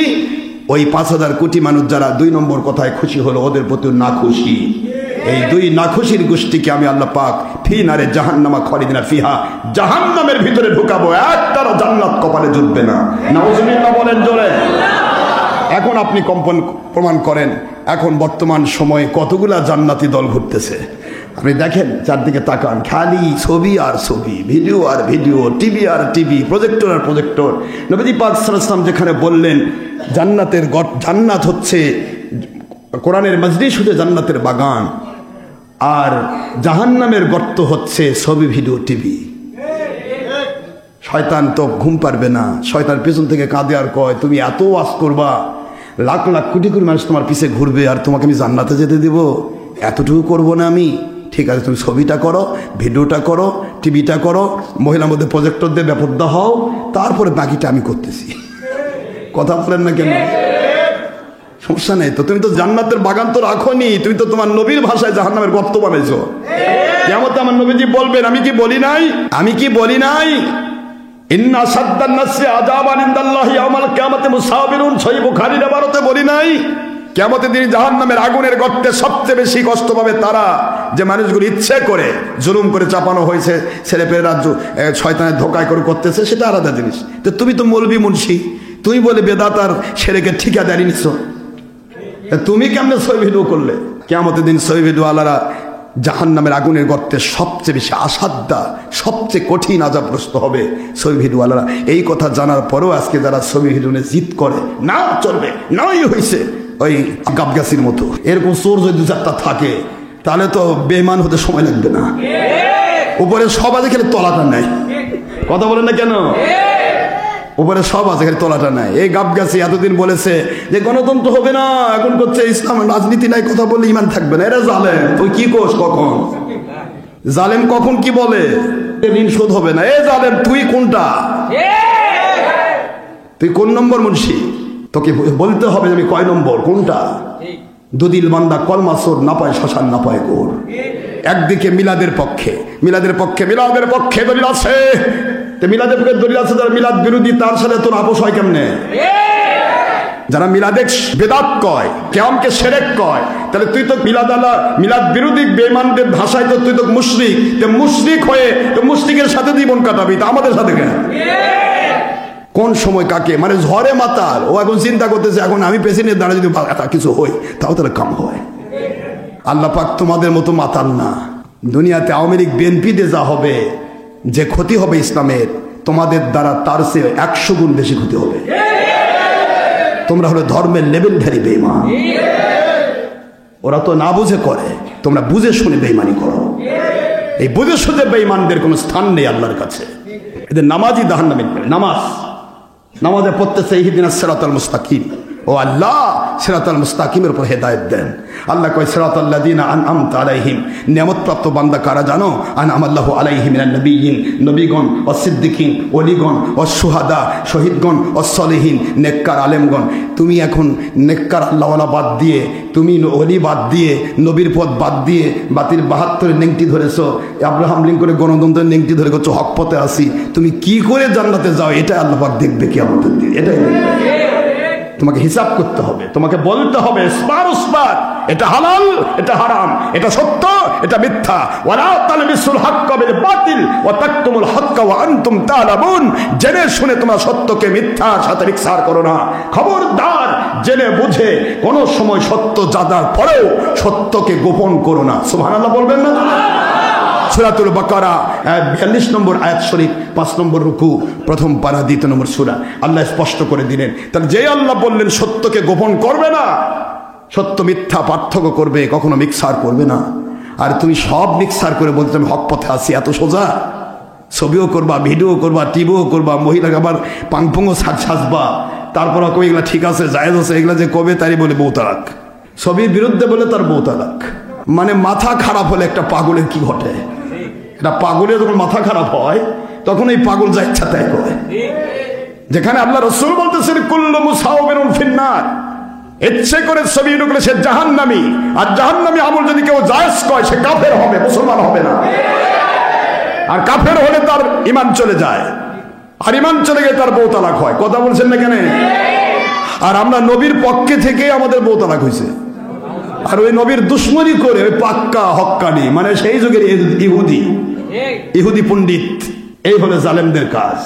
আলাউদ্দিন জিহাদির দিকে তাকাও, সে তো সারা জীবন ভিডিও নিয়ে চলে।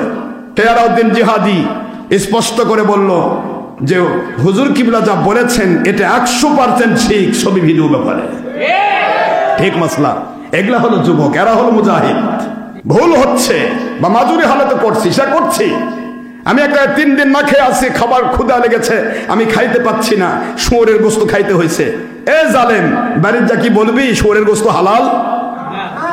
ওরা তুমি মাজুরি হালাতে খাইছো, মাজুরি হালাতে খাইছো দেখে ওখানে বৈধ করা বৈধ না, মুবাহ, হারামও নয় হালালও নয়। তুমি মাজুরি হালাতে ছবি ভিডিও করছো, বলো যে আমি জাতির কাছে এটা করি মাজুরি হালাতে। তোমাকে জুলুম করবা কই থেকে? তুমি কি নবী হয়েছো নাকি এ যুগে? আল্লাহর নবীর বিরুদ্ধে কথা বলে তার ঈমান থাকবে? কথা বলে থাকবে?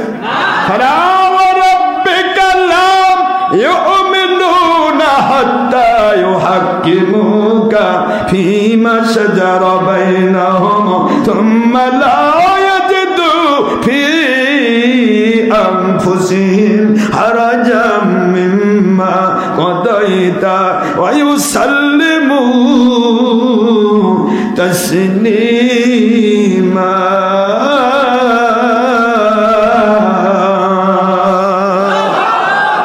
আল্লাহ পাক সূরাতুল নিসা 4 নম্বর সূরা 5 নম্বর পারা মদিনা অবতীর্ণ আয়াত শরীফ নম্বর 65 আল্লাহ বলে দিলেন, আমি আমার কসম করে বলছি, খবরদার দুনিয়াবাসী শুনে রাখো, আমি কসম করে বলছি, ও আমার বন্ধু, আপনার পিছেও যদি নামাজ পড়ে, রোজা রাখে, হজ করে, যাকাত দেয়, আর আপনার দেওয়া ফয়সালা যা হারাম বলেছেন, যা হালাল বলেছেন, যা আছে বলেছেন, যা নাই বলেছেন, যা জাহান্নামী আমল বলেছেন, যা জান্নাতে আমল বলেছেন, এই ফয়সালাগুলো যদি বিনা দ্বিধায়, বিনা চুচেরায়, বিনা যুক্তি তর্ক সেটিং করে অন্তরের সন্তুষ্টির মধ্য দিয়ে মেনে নিতে না পারে, আমি আল্লাহ কসম করে বলছি, ওরা মুমিন নয়, ওরা বেঈমান।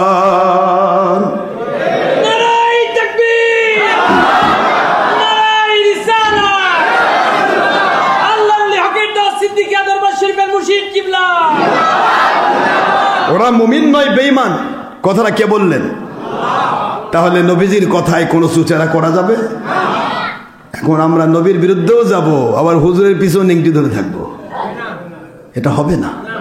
আপনাকে আমাকে একমুখী হতে হবে। কয়মুখী? আমরা পৃথক হইনি। এই যে বারবার ওয়াজ করা হচ্ছে, ওয়াতাসিমু বিহাবলিল্লাহি জামিআ ওয়া লা তাফাররাকু, সূরা আলে ইমরানের 102 নম্বর আয়াত বারবার পড়া হচ্ছে। আল্লাহর রজ্জুকে দৃঢ় হস্তে ধারণ করো, খবরদার পৃথক হয়ো না। ওয়াজটা ঠিকই হচ্ছে, কিন্তু শুধুমাত্র নিজের দলে নিয়ে ভোট নেওয়ার উদ্দেশ্যে। কি নেওয়ার উদ্দেশ্যে? পৃথক হয়ো না কথাটা, এই পৃথক হয়ো না কথা কার উপর সাজবে? যে ব্যক্তি আমের গাছের গোড়া নিয়ে আসে, তার আর চিন্তা আছে পৃথক হওয়ার? আমের গাছের গোড়াও আমের, কাণ্ড আমের, মাথাও আমের। এখন মাথাতে একজন তেঁতুলের ডাল রেখাতি করছে, খবরদার পৃথক হয়ো না। তেঁতুলের ডাল পৃথক হলে কি তেঁতুল, তুই তো পৃথক হয়ে আসিস। কথা কনে কি বলেন না কেন? গাছের গোড়াও আমের, কাণ্ড আমের, মোটা আম, ডালো আমের, সব আমের, আর তুমি তেঁতুল ধরে বসে আছো, পৃথক হয়ে না? মানে পৃথক হয়ে আছো। আবার বলতেছে আমি হক্কানি রব্বানি, গাছের গোড়ায় ভুল। কি বলবো আমি? পৃথক তো হলেন আপনি, ওলি আউলিয়া পৃথক হয়েছে? আমার রাসূল সাল্লাল্লাহু আলাইহি ওয়াসাল্লাম ছিলেন সমস্ত সাহাবীদের ওলি, অভিভাবক। কি বলেন তো? ওলি মানে কি? অভিভাবক, ওস্তাদ, শিক্ষক, নবী, রসুল। আমার রসুল, সুবহানাল্লাহ বলেন। নবীজি ইন্তেকালের পরে সকল সাহাবী বায়াত হয়েছে কার কাছে? এইটা আবু বকর দিতেন ওলি, তিনি নবী নন, সাহাবী। সুবহানাল্লাহ বলেন। তিনি ইন্তেকাল করে সবাই বায়াত হলো ওমর রাদিয়াল্লাহু আনহু। এটাই দাওয়াত, বায়াত, জিহাদ, খেলাফতের বায়াত। এইভাবে বায়াতের কন্ডিশন আসছে আসছে আসছে, এবং ইমাম মাহদী এর নেতৃত্বে সারা পৃথিবীতে খেলাফত কায়েম হবে, সেটাও বায়াতেরই কানেকশন। আমরা তো বায়াতেই আছি, দাওয়াতেই আছি, জিহাদে আছি, খেলাফতের চিন্তায় আছি। তুমি তো পৃথক হয়ে গণতন্ত্রের নেংটি ধরলে, পৃথক হলো কে? তুমি তো পৃথক হলে, আমরা তো পৃথক হইনি। আমরা কাউকে পৃথক করিও নি, আমরা খালি গোড়ার দিকে টানতেছি। যা ছিল গোড়া সেদিকে এসো, আগায় কখনো বাঁচা যায় না। গোড়া অস্বীকার করলে, গোড়া কেটে দিলে আগা থাকে না, আগা যদি সেটে দেয় গোড়া থাকবে। কথা বলছেন না কেন মুসলমান? আগাতে যদি তেঁতুল ধরে, তেঁতুলের ডাল যদি কেটে দিই সমস্যা আছে? আমের গাছ ঠিকই থাকবে, কিন্তু আমের গাছের গোড়ায় কেটে দিলাম, আমও মরবে, তেঁতুলও মরবে। কথা বলছেন না কেন জোরে? এই জন্য এগুলি হিসাব কাকে বোঝাবো, কে বুঝবে? কথা বললে তো মুন্সির বিরুদ্ধে যায়। ছবি ভিডিও কালকে কোন জায়গাতে মাহফিল করলাম, আমার পরে দ্বিতীয় বক্তা তাকে দিছে, তো দ্বিতীয় বক্তা এক পীর সাহেব। এখন ছবি ভিডিও বিরুদ্ধে কথা বললাম, দেখি ওই ঠ্যাং নিয়ে আসছে। ঠ্যাং ঠ্যাং ঠ্যাং ছিলেন না? কিসের ঠ্যাং? গরুর ঠ্যাং। 3 ঠ্যাং নিয়ে আসে দাঁড়িয়ে। আমি খুব বাহ, ফাইন তো, এরই নামই তো বাতিল 72। এতক্ষণ পর্যন্ত ওয়াজ করলাম যে হক আর বাতিল কাকে বলে। আল্লাহ নবী পাক সাল্লাল্লাহু আলাইহি ওয়াসাল্লামের দুশমনি করা যাবে না, ধান যদি চলে যায় তবু আমার নবীর সন্তুষ্টি পক্ষে থাকতে হবে। আর এরই মধ্যে মুন্সি আবার ঠ্যাং নিয়ে আসছে, ঠ্যাং খুলবারও সাহস পাচ্ছে না। আমি আছি যে, আমি তো এক জায়গায় বলেছি, এমনও জায়গা আছে, আমি এই যে গাবগাছির সাথে আমার ওয়াজ হয়েছে, মাহফিল করেছি সেই কিশোরগঞ্জে, এক মাহফিলে ছিলাম আমি বক্তা, আমি ওয়াজ করতেছি, ওর হিম্মত হয়নি যে আমার সামনে ক্যামেরা খুলবে। কথা কনে কথা বলছে না, বাইরে তো ঠিকই কয়, হ্যাঁ উনি বেশি কয়, আমার সামনে খোল। আমার সামনে খোলার সাহস কোনো মুন্সি পায় না, জানেই মনে সিনে পাপ, মায়ে সিনে শয়তানের কি পাপ। ও ভালো করে জানে তো পাপ, আমি খুলবো কেমনে? কথা বলছেন? এই হলো বেঈমানের জাত। বেঈমানরা মিথ্যা কথা বলে, মিথ্যে। তুমি যদি মাজুরি হালতে করো, আমি কোনোদিন বাধা দিব না, করো। যদি তোমার মাজুরি হিসেবে আল্লাহ ধরে, কিয়ামতে বাঁচবা। কিন্তু হারামকে হালাল বললে তুমি বেঈমান বেটা। It's my open challenge. আমার জিন্দেগি পর্যন্ত তোমাদের বিরুদ্ধে ফতোয়া থাকবে, চ্যালেঞ্জ। হারামকে হালাল বলার হিম্মত কারণে নবী হতে হবে। কি হতে হবে? তুমি প্রমাণ দিতে হবে যে আমি এই যুগের নবী, আর নয়তো বলতে হবে আমার নবী ভুল করছে। আস্তাগফিরুল্লাহ, নাউযুবিল্লাহ। কি বলবো আপনাদেরকে, সময় নেই। আবু বকর রাদিয়াল্লাহু তাআলা আনহু তিনি আমার নবীজির অকপটে মেরাজকে স্বীকার করেছেন। হুজুর মেরাজ করে এসে আলোচনা করছেন। সেই হাদিস বলে আবু বকর রাদিয়াল্লাহু তাআলা তখন আমার নবীর সামনে আসেন নাই। নবীজি পাক সাল্লাল্লাহু আলাইহি ওয়াসাল্লাম আলোচনা করছেন। আবু জাহেলের বাড়ির পাশে তো নবীর বাড়ি, এদিকে আবু জাহেলের বাড়ি আর এদিকে হুজুরের বাড়ি। বরাবর আমার নবীর বাড়িটা হয়েছে মাকতাব শরীফ এখন করা হয়েছে, কেতাবখানা। আর বরাবর পিছনে এসে দেখবেন বিশাল বড় international toilet, this home of Abu জাহেল। আবু জাহেলের বাড়িটা পুরাটাই মনে করেন যে এটা ইন্টারন্যাশনাল টয়লেট। কি দামি করে রাখছে আল্লাহ। ইন্ডিয়ান পায়খানা কপালের উপর দিচ্ছে। আবু জাহেলের কপালের উপর পায়খানা দিচ্ছে, ইন্ডিয়ান পায়খানা, বাংলাদেশি পায়খানা, পাকিস্তানি পায়খানা, ইউরোপিয়ান পায়খানা, কোথাকার পায়খানা কিরকম। আবু জাহেল কপালের উপর পড়তে থাকে, হাই রে কি দোষ করেছি। মোহাম্মদ সাল্লাল্লাহু আলাইহি ওয়াসাল্লামের দুশমনি করে মর্যাদা বাড়াতো দূরের কথা, খালি পায়খানার ডিব্বা। দোজাহানের বাদশার পক্ষে যে নিয়েছে আবু বকর, তার স্থাবর সম্পত্তিটা হয়ে গেছে মসজিদে আবু বকর। একটু জোরে বলতে হবে সুবহানাল্লাহ। আবু বকর রাদিয়াল্লাহু মসজিদ প্রতিষ্ঠা করে যাননি, কিন্তু হয়ে গেছে মসজিদ আবু বকর, হয়ে গেছে ওমরের জায়গা মসজিদ ওমর। বেলাল ইবনে রাবা একেবারে হাফসি গোলাম, কুৎসিত কদাকার চেহারা, কিন্তু কলিজাটা অন্তরটা ছিল চাঁদের মতো ধবধবা। সেই বেলাল রাদিয়াল্লাহু আনহু একটা হাফসি গোলাম, আমার নবী পাক সাল্লাল্লাহু আলাইহি ওয়াসাল্লামের পিছে থেকে মুয়াজ্জিনি করে জীবনে যতটুকু ওই গনিমতের মালটাল পেয়েছিলেন, সম্পত্তি দিয়ে যা হয়েছিল পুরাটাই হয়ে গেছে। একেবারে মদিনা মসজিদ নববীর পরে একটু পার্শ্বে গেলে দেখবেন মসজিদে বেলাল। একটা হাফসি গোলামের সম্পদ মসজিদে বেলাল হয়ে গেল। কিন্তু আবু জাহেল, আবু লাহাব, উকবা, সাইবা, মুগিরা পড়ে থাকলো জাহান্নামের নিচে। আজও যে আল্লাহওয়ালা হবে, মালিক যদি কবুল করে, আপনার সম্পদ হবে মসজিদ, আপনার টাকাতে হবে মসজিদ, আপনার মাদ্রাসা, আপনার টাকাতে হবে হক মসজিদ, হক্কানি মাদ্রাসা, যেখান থেকে আল্লাহ নবীর সৈনিক তৈরি হবে, ইমাম মাহাদির সৈনিক তৈরি হবে, যেখান থেকে আল্লাহওয়ালা তৈরি হবে, ওলিয়া আউলিয়া তৈরি হবে, এমন জায়গা আপনার টাকা ব্যয় হবে। আর যেগুলা 2 নম্বর লোক, এদের টাকা ব্যয় হবে খারেজির পক্ষে, ওয়াহাবির পক্ষে, নবীর দুশমনের পক্ষে। ঠিক না বা ঠিক বলেন? ওটাও জাহান্নামের গর্ত, ওটা জান্নাতের বাগান হয়নি। এত সহজ করে বলা যাবে না। কোরআন পড়া হচ্ছে কিন্তু কোরআন মানা হচ্ছে না, এটাই হলো আল্লাহ পাকের পক্ষ থেকে আযাব আর গজবের শাস্তি। বুঝতে পেরেছেন বাবারা? আমরা মালিকের দয়ায় আলহামদুলিল্লাহ, আমার মালিকের গয়বী মদদ দিয়ে আমরা চলি। হিংসা অহংকার বিদ্বেষ নয়। আমরা শুধু দেখবো আমরা কোন বাহিনীতে আছি, একটু কম্পেয়ার করবেন। এটাই মালিকের দয়া। এটা আল্লাহর দয়া ছাড়া সম্ভব না, এটা অহংকার নয়। তিনি দয়া করেছেন। হুজুর বলেছেন আনা আকরামুল আউয়ালিন ওয়াল আখিরিন। আল্লাহর দয়াকে স্বীকার করা অহংকার নয়।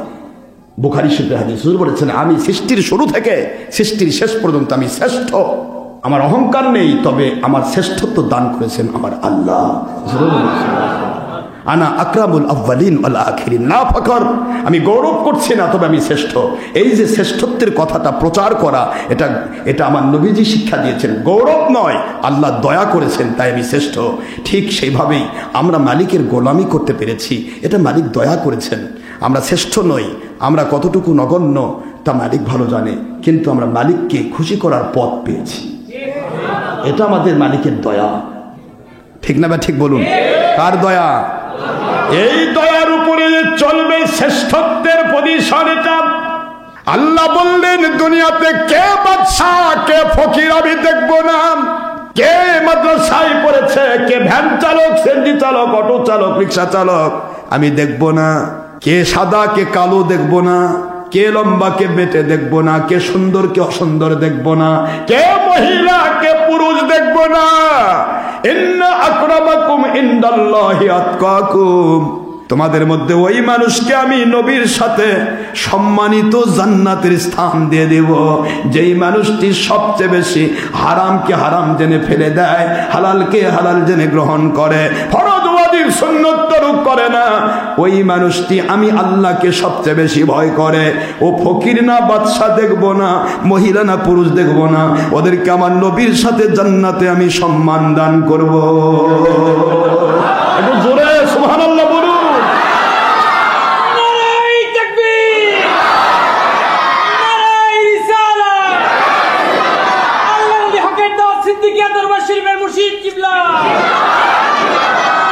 আমার নবীজি সাল্লাল্লাহু আলাইহি ওয়াসাল্লামের সাথে আমি জান্নাতের সম্মান দান করব। হুজুর এই কথাই বলেছেন, মান আহাব্বা সুন্নতি ফাকাদ আহাব্বানি ওয়া মান আহাব্বানি কানা মাই ফিল জান্নাহ। ওই একই কথাই আসবে যে আমার সুন্নতকে ভালোবাসে, সুন্নতকে সেই ভালোবাসে যে আল্লাহর সন্তুষ্টি পথের মানুষ, আর সুন্নতকে সেই নেগলেক্ট করবে যে বাতিল 72 ফিরকার মানুষ। হুজুর বলেন আমার সুন্নতকে যে ভালোবাসলো সে আমাকে ভালোবাসলো, আর আমার সাথে সে জান্নাতের সাথী হয়ে থাকবে। কানা মাই ফিল জান্নাহ।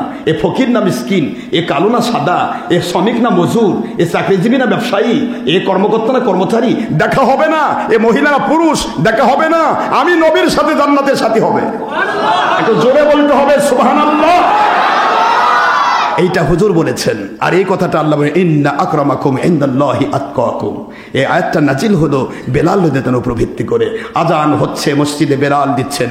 কিছু কিছু লোক প্রশ্ন করতে লাগলো, বেলালের মতো একটা লোককে আজান দিবার দিয়েছে, এটা কথা হলো? আশহাদুর জায়গা সিন হয়, শিন হয় না, আস হয় না, আস হয়ে যায়। হাফসি গোলাম তো জিহ্বাটা একটু ছোট হয়ে গিয়েছিল। ওই যে উমাইয়া তার মালিক ছিল, সে জিহ্বার মধ্যে এক সময় আগুনের আংটা ঢুকাই দিয়েছিল। তো জিহ্বাটা একটু ছোট হয়ে যাওয়ার কারণে শিনটা উচ্চারণ হয় না, সব শিন হয় সিন হয়ে যায়, আস না হয়ে আস হয়ে যায়। তো এত সহিভাবে আজান দেওয়ার লোক আছে। মুনাফিকরা বলতে লাগলো, কিছু মুনাফিক আছে না নবীর কিছু নামাজ পড়া, নবীর বিরুদ্ধে কথা কয়, শয়তান। মুহাম্মদ সাল্লাল্লাহু আলাইহি ওয়াসাল্লাম শেষ পর্যন্ত এই কালো, একদিকে কালো হাফসি, আরেকদিকে সিন ও সিন আলাদা করা পারে না, তাক দিছে আজান দিবে। আরে আমার নবী কি কম বোঝে নাকি তুলছে? এই কথা যখন বলছে হুজুর সাল্লাল্লাহু আলাইহি ওয়াসাল্লাম ওই দিন আজান দেওয়া দিয়েছে ওদের মধ্যে থেকে একজনকে। যাই হোক, জিবরাইল আলাইহিস সালাম এসে বলতেছে সকাল হচ্ছে না। কি হচ্ছে না? আজান দিছে কিন্তু সকাল হয় না। জিবরাইল সাহেব এসে বলছে আল্লাহর বন্ধু সকাল হচ্ছে না কি জানেন? না তো। এখনো তো ফজর আজানই হয়নি। কয় কি ফজর আজান হয়নি মানে? আমার নবী দেখাচ্ছেন কি মর্যাদা, বেলালের কি মর্যাদা। সুবহানাল্লাহ বলেন, কি মর্যাদা বেলালের। বেলাল কি ভালোবাসা আমার নবীকে দিয়েছে দেখুন। সুবহানাল্লাহ সুবহানাল্লাহ। আয় আমার নবী, মসজিদে নববীর আজান তো এখনো হয় নাই। আমরা আরশে আজিম থেকে শুরু করে নিচের পর্যন্ত লক্ষ কোটি রহমতের ফেরেশতা আমরা বেলালের আজান শুনতাম। বেলালের অন্তরটা পরিষ্কার, তার আজান ইথারের বুক চিরে আমরা আরশে আজিম পর্যন্ত, আরশে আজিমের বহনকারী ফেরেশতা সহ সকল ফেরেশতা তার আজান শুনতে পায়। আজকে আজান হয় নাই গো নবী, বেলালের আজান ছাড়া সকাল হবে না। বেলালের আজান ছাড়া সকাল হবে না। সঙ্গে সঙ্গে আয়াতে কারিমা নাযিল হলো, ইন্না আকরামাকুম ইনদাল্লাহি আতকাকুম। সূরাতুল হুজুরাত আয়াত শরীফ নম্বর 13, 26 পারা। আল্লাহ পাক বলে দিলেন তোমাদের মধ্যে কে সাদা, কে কালো, কে হাফসি গোলাম, কে মালিক আর কে গোলাম দেখবো না রে। যার ভিতরে তাকওয়া বেশি আমি আল্লাহ তাকে সম্মান দান করি। জোরে বলতে হবে সুবহানাল্লাহ। আমার হযরত বেলালকে আজান দিতে বলা হলো, বেলাল যখন আজান দিলেন সঙ্গে সঙ্গে মালিকের দয়ায় সকাল হয়ে গেল। দেখে আপনার মুজেজা ভাগ্যবতী মা খাদিজা, দেখে ভাগ্যবতী মা খাদিজা, সঁপে দিলেন জীবন আর যৌবন। অর্থ মান দৌলত যা ছিলেন চরণে আপনায় সঁপে দিলেন। অর্থ কোটি কোটি টাকা যা ছিলেন চরণে আপনার সঁপে দিলেন। বানাইলেন জান্নাতের আপন। দয়ার নবী ইমানে নবীজি আপনার প্রেম হলো মুমিনের ঈমান দেখিয়া হযরত বিল্লাল প্রেমেতে হইয়া মাতাল দেখিয়া হযরত বিল্লাল প্রেমেতে হইয়া মাতাল সইলেন উমাইয়ার কত জ্বালাতন সইলেন নিজ মালিকের কত জ্বালাতন দেখেন বেলালের নবী ভক্তি বেঈমানি থেকে দিলেন মুক্তি দেখেন বেলালের প্রেম ভক্তি জাহান্নাম থেকে দিলেন মুক্তি দেখেন বেলালের প্রেম ভক্তি কৃতদাস থেকে দিলেন মুক্তি বানাইলেন আপন মুয়াজ্জিন বানাইলেন আপন মুয়াজ্জিন দয়ার নবী ইমানের নবীজি আপনি আমার জীবনের জীবন আপনি আমার জীবন সাথী অন্ধকার কবরের বাতি আপনি আমার জীবন সাথী অন্ধকার কবরের বাতি আপনি গুনাহগার উম্মতের আপনজন সুবহানাল্লাহ রহমাতাল লিল আলামিন গুনাহগার উম্মতের জামিন রহমাতাল লিল আলামিন ঈমান আমল কবুলের জামিন গুনাহগার উম্মতের আপনজন দয়া নবী ইমানের নবীজি আপনার প্রেম হলো মুমিনের ঈমান সূরা আহজাব 6 নম্বর আয়াত ও সহিহ বুখারী প্রথম খণ্ড 7 পৃষ্ঠার হাদিস প্রমাণ করে আপনার প্রেম হলো মুমিনের ঈমান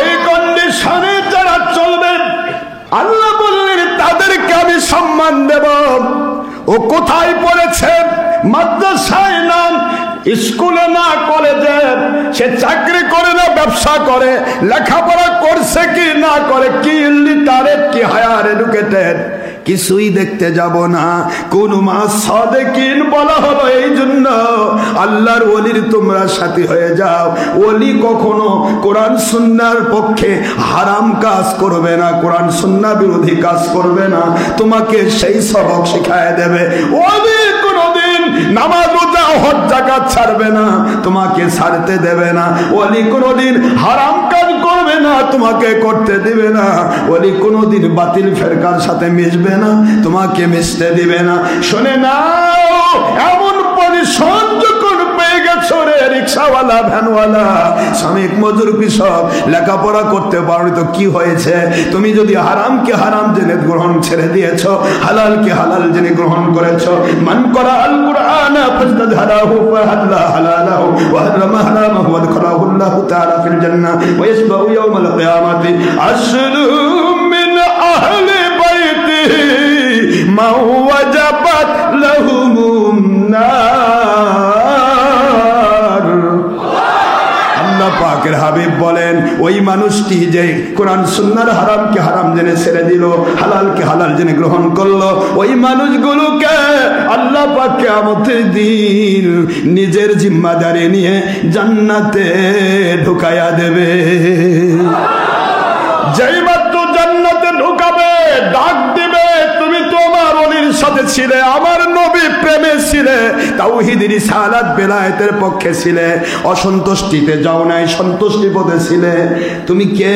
বলে আমি অমুক রিক্সাওয়ালা, আমি অমুক ভ্যানওয়ালা, আমি অমুক মজুর, জীবনে লেখাপড়া করি নাই, কিন্তু তুমি তো হারাম হালাল তমিজ করেছো কি করে? কই আমি একটু আপনার হুকুম মোতাবেক ওলির সাথে হয়েছিলাম, এমন এক ওলির কাছে গিয়েছিলাম, জীবনে লেখাপড়া করি নাই, কিন্তু হারাম হালাল তমিজ করা শিখাইছে তিনি। ও আল্লাহ, আজকে আপনি জান্নাতের ঘোষণা দিলেন, আল্লাহ ডাক দেবেন সূরাতুল ফজরের শেষ 3টি আয়াত, ইয়া আইয়াতুহান নাফসুল মুতমাইন্না ইরজিই ইলা রাব্বিকি রাদিয়াতাম মারদিয়া ফাদখুলি ফি ইবাদি ওয়াদখুলি জান্নাতি।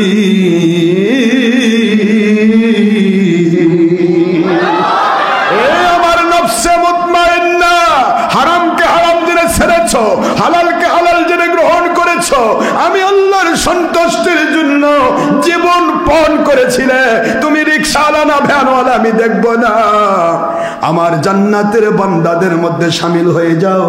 ওই যে তোমার ওলি জান্নাতে যাচ্ছে রে, তার সাথে তুমি জান্নাতে যাও। ফাদখুলি ফি ইবাদি, আমার জান্নাতি বান্দাদের মধ্যে ঢুকে যাও। ওয়াদখুলি জান্নাতি,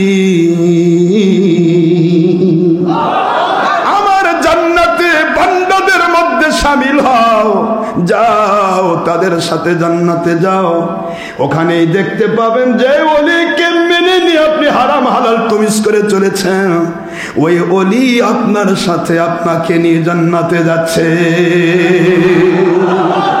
কিন্তু ওই সময় আপনার কপাল খুলে যাবে, ওলির চেহারার দিকে তাকায় আপনার ভিতরে পাওয়ার হিম্মত বেড়ে যাবে, আপনি বলবেন আল্লাহ আমার ওলির মুখ থেকে শুনেছিলাম যারা হারাম হালাল তমিজ করে চলবে, আল্লাহর সন্তুষ্টির জন্য জীবন যাপন করবে, ওরা মহিলা না পুরুষ, ওরা ভিক্ষুক না বাদশা দেখা হবে না, ওরা লেখাপড়া করেছি করে দেখা হবে না, কিন্তু ওই মানুষগুলোকে আপনি জান্নাত দেবেন। আজকে ওলির সাথে আমাকে যখন জান্নাত দিচ্ছেন, আজকে আমি এইটুকু আপনার কাছে বলতে চাই, আমি ওলির মুখ থেকে শুনেছিলাম, পড়াশোনা তো জানি না। আমার ওলি বলেছিলেন যে জান্নাতে যাবে আল্লাহর দয়ায়, আল্লাহর সন্তুষ্টি নিয়ে, সে তার পরিবারের 10 জন জাহান্নামীকে নিয়ে জান্নাতে যাবে। ও মালিক খালিক রব, আজকে আমি জান্নাতে যাচ্ছি আমার ওলির সাথে, তাকে আমি ভালোবেসেছি, কিন্তু আমার পরিবারে অনেকে আমার ওলিকে ভালোবাসতো না, জান্নাতে না গিয়ে সে জাহান্নামে যাচ্ছে। ওই মানুষগুলো কই? আমার মাকে আমি ছাড়তে পারবো না, আমার বাবাকে আমি ছাড়তে পারবো না, আমার ভাইকে আমি ছাড়তে পারবো না, আমার বোনকে আমি ছাড়তে পারবো না, ও আল্লাহ আমার স্ত্রীকে আমি ছাড়তে পারবো না, মহিলা হলে বলবে আমার স্বামীকে আমি ছাড়তে পারবো না। সুবহানাল্লাহ বলে। মালিক বলবে লা তাবদীলা লিকালিমাতিল্লাহ, আমার কথার কোনো পরিবর্তন নাই। সূরা ইউনূস 64 নম্বর আয়াতাংশ, আমার কথার কোনো পরিবর্তন নাই। যাও ওই জাহান্নামের 72 কাতারে হাজার হাজার কোটি মানুষ তারা দাঁড়িয়ে আছে, জাহান্নামে কাতার বন্দী হয়ে চলে যাচ্ছে। আজকে তুমি ওলির সাথী হয়ে জান্নাতে যাচ্ছ। ওলির সাথী হলে কি হয় আব্বার একটু খেয়াল করেন। এই জন্য বাবাদেরকে বলবো তুমি যে বাতিল ফেরকার হও, মাকে বলবো তুমি যে বাতিল ফেরকার হও, কমের পক্ষে বেটাটা তুমি হক ফেরকা থেকে তুমি বঞ্চিত করো না, ওই বেটাই হতে পারে তোমার জান্নাতের ওসিলা। স্বামী তুমি যদি বাতিল ফেরকার নিংটি ধরে থাকো, তোমার স্ত্রীকে কমের পক্ষে সত্য থেকে বঞ্চিত করো না। রে স্ত্রী তুমি যদি কোনো বাতিল ফেরকার নিংটি ধরে থাকো, খবরদার তোমার স্বামীকে কখনো সত্য পথ থেকে বঞ্চিত করো না। এটাই হতে পারে রহমতে ইলাহি বাহানা মিসওয়া, এটাই হতে পারে তোমার জাহান্নাম থেকে বাছাই করে জান্নাতি হওয়ার ওসিলা। আল্লাহ বলবেন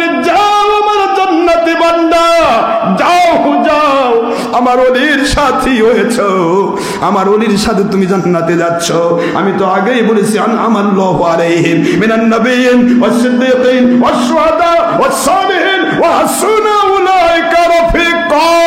আমি তো বলে দিয়েছি সূরাতুন নিসা 69 নম্বর আয়াত শরীফে, যারা নবীদের সাথী হবে, ওলিদের সাথী হবে, শহীদদের সাথী হবে, মুমিনে কামিল ওলি আউলিয়ার সাথী হবে, ওই মানুষগুলো উলাইকা ওয়া হাসুনা, কতই না উত্তম, উলাইকা রফিকা, ওরা জান্নাতের দরজায় একসাথে বন্ধু হয়ে যাবে। সুবহানাল্লাহ বলে, ওরা জান্নাতের দরজায় বন্ধু। ওলির সাথে আপনি যখন জান্নাতে যাবেন, গিয়েই দেখবেন আমার নবীজির সাথে আপনার জান্নাত হয়ে গেছে। বলবে আল্লাহ, ওই জাহান্নামের 72 কাতারে হাজার কোটি মানুষ দাঁড়িয়ে আছে গো আল্লাহ, কোথা থেকে আমার মা বাবা খুঁজবো? আমার আল্লাহ বলবেন তোমাকে খুঁজতে হবে না, তুমি শুধু যাও, আমি আল্লাহ তোমাকে পৌঁছায় দেব। এই ছেলেটি ওই মুহূর্তে চিৎকার দিয়ে জান্নাতের দরজা থেকে ছুটে যাবে, জাহান্নামের কাতারে দাঁড়িয়ে যাবে।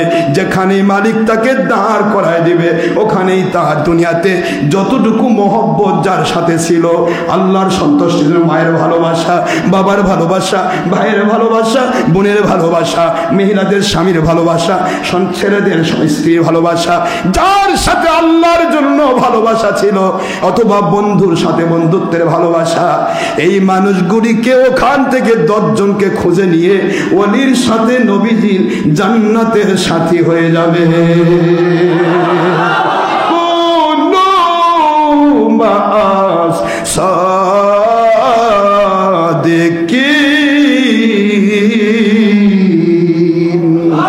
সূরাতুত তাওবা 119 নম্বর আয়াত, 9 নম্বর সূরা 11 নম্বর পারা, মদিনা নবীন। আল্লাহ বললেন, আমি আল্লাহকে ভয় করে এমন মানুষগুলির সাথে হয়ে যাও যারা আল্লাহ বিরোধী নয়, রাসূল বিরোধী নয়, ওলি বিরোধী নয়, সাহাবী বিরোধী নয়, হুসাইন বিরোধী নয়, ওই মানুষগুলোর সাথে হয়ে যাও। তাহলে ধানের সাথে চিটা ধান একসাথে থাকলে যেমন এক বাজারে এক দোকানে একই দামে বিক্রি হয়ে যায় রে, আমার ওলির সাথীদেরকে আমি আল্লাহ ওলির সাথে নবীজির জান্নাতের সাথে বানায়া দেব। আল্লাহ আমাদের সবাইকে আল্লাহ সন্তুষ্ট মজবুত থাকার তৌফিক দিন। বাবা অনেক দেরি হয়ে গেল, আল্লাহ পাক সবাইকে আল্লাহ সন্তুষ্ট মজবুত থাকার তৌফিক দিন। আমরা যেন আল্লাহর পথে, নবীজির পথে, ওলি আউলিয়ার পথে, আতিউল্লাহ আতিউর রাসূল আমর পথে, সূরা নিসা 7 নম্বর আয়াতের ভিত্তিতে আমরা এই পথে যেন অর্থ, সময়, শ্রম ব্যয় করে ধন্য হতে পারি। কিয়ামত আল্লাহ পাকের হাবিবের সাথে, ওলিদের সাথে জান্নাত হিসেবে কবুল হয়ে যায়। সবেন আল্লাহুম্মা আমিন। ওমা আলাইনা ইল্লাল বালাগুল মুবিন। হাদা মা ইনদামান ফাদ ওমা ইনদাল্লাহি রাসূলি সাল্লাল্লাহু আলাইহি ওয়াসাল্লাম বাগ। সুবহানাকাল্লাহুম্মা বিহামদিকা আশহাদু আল্লা ইলাহা ইল্লা আনতা আস্তাগফিরুকা ওয়া আতুবু ইলাইকা। সামনে শবে বরাত আসতেছে, একটু প্রস্তুতি গ্রহণ করুন। এখানে আমাদের অনেক রকমের সময়, শ্রম এবং অর্থের প্রয়োজন, ঠিক না? ঠিক বলেন। যারা শ্রম দিতে পারবেন তারা আসবেন, যারা সময় দিতে পারবেন তারা আসবেন, যারা অর্থ দিয়ে সামান্যতম হলেও সাহায্য করবেন, আল্লাহর দয়া তিনিও একটু কষ্ট করবেন। আল্লাহ পাক কার সময়, শ্রম এবং অর্থ কবুল করবে আল্লাহর পথে আমরা জানি না বাবা, এটা মালিক ভালো জানেন। আপনারা মালিকের দিকে মোতাওয়াজ্জহ হন, তিনিই কবুল করবেন। আসসালামু আলাইকুম ওয়া রাহমাতুল্লাহি ওয়া বারাকাতুহু।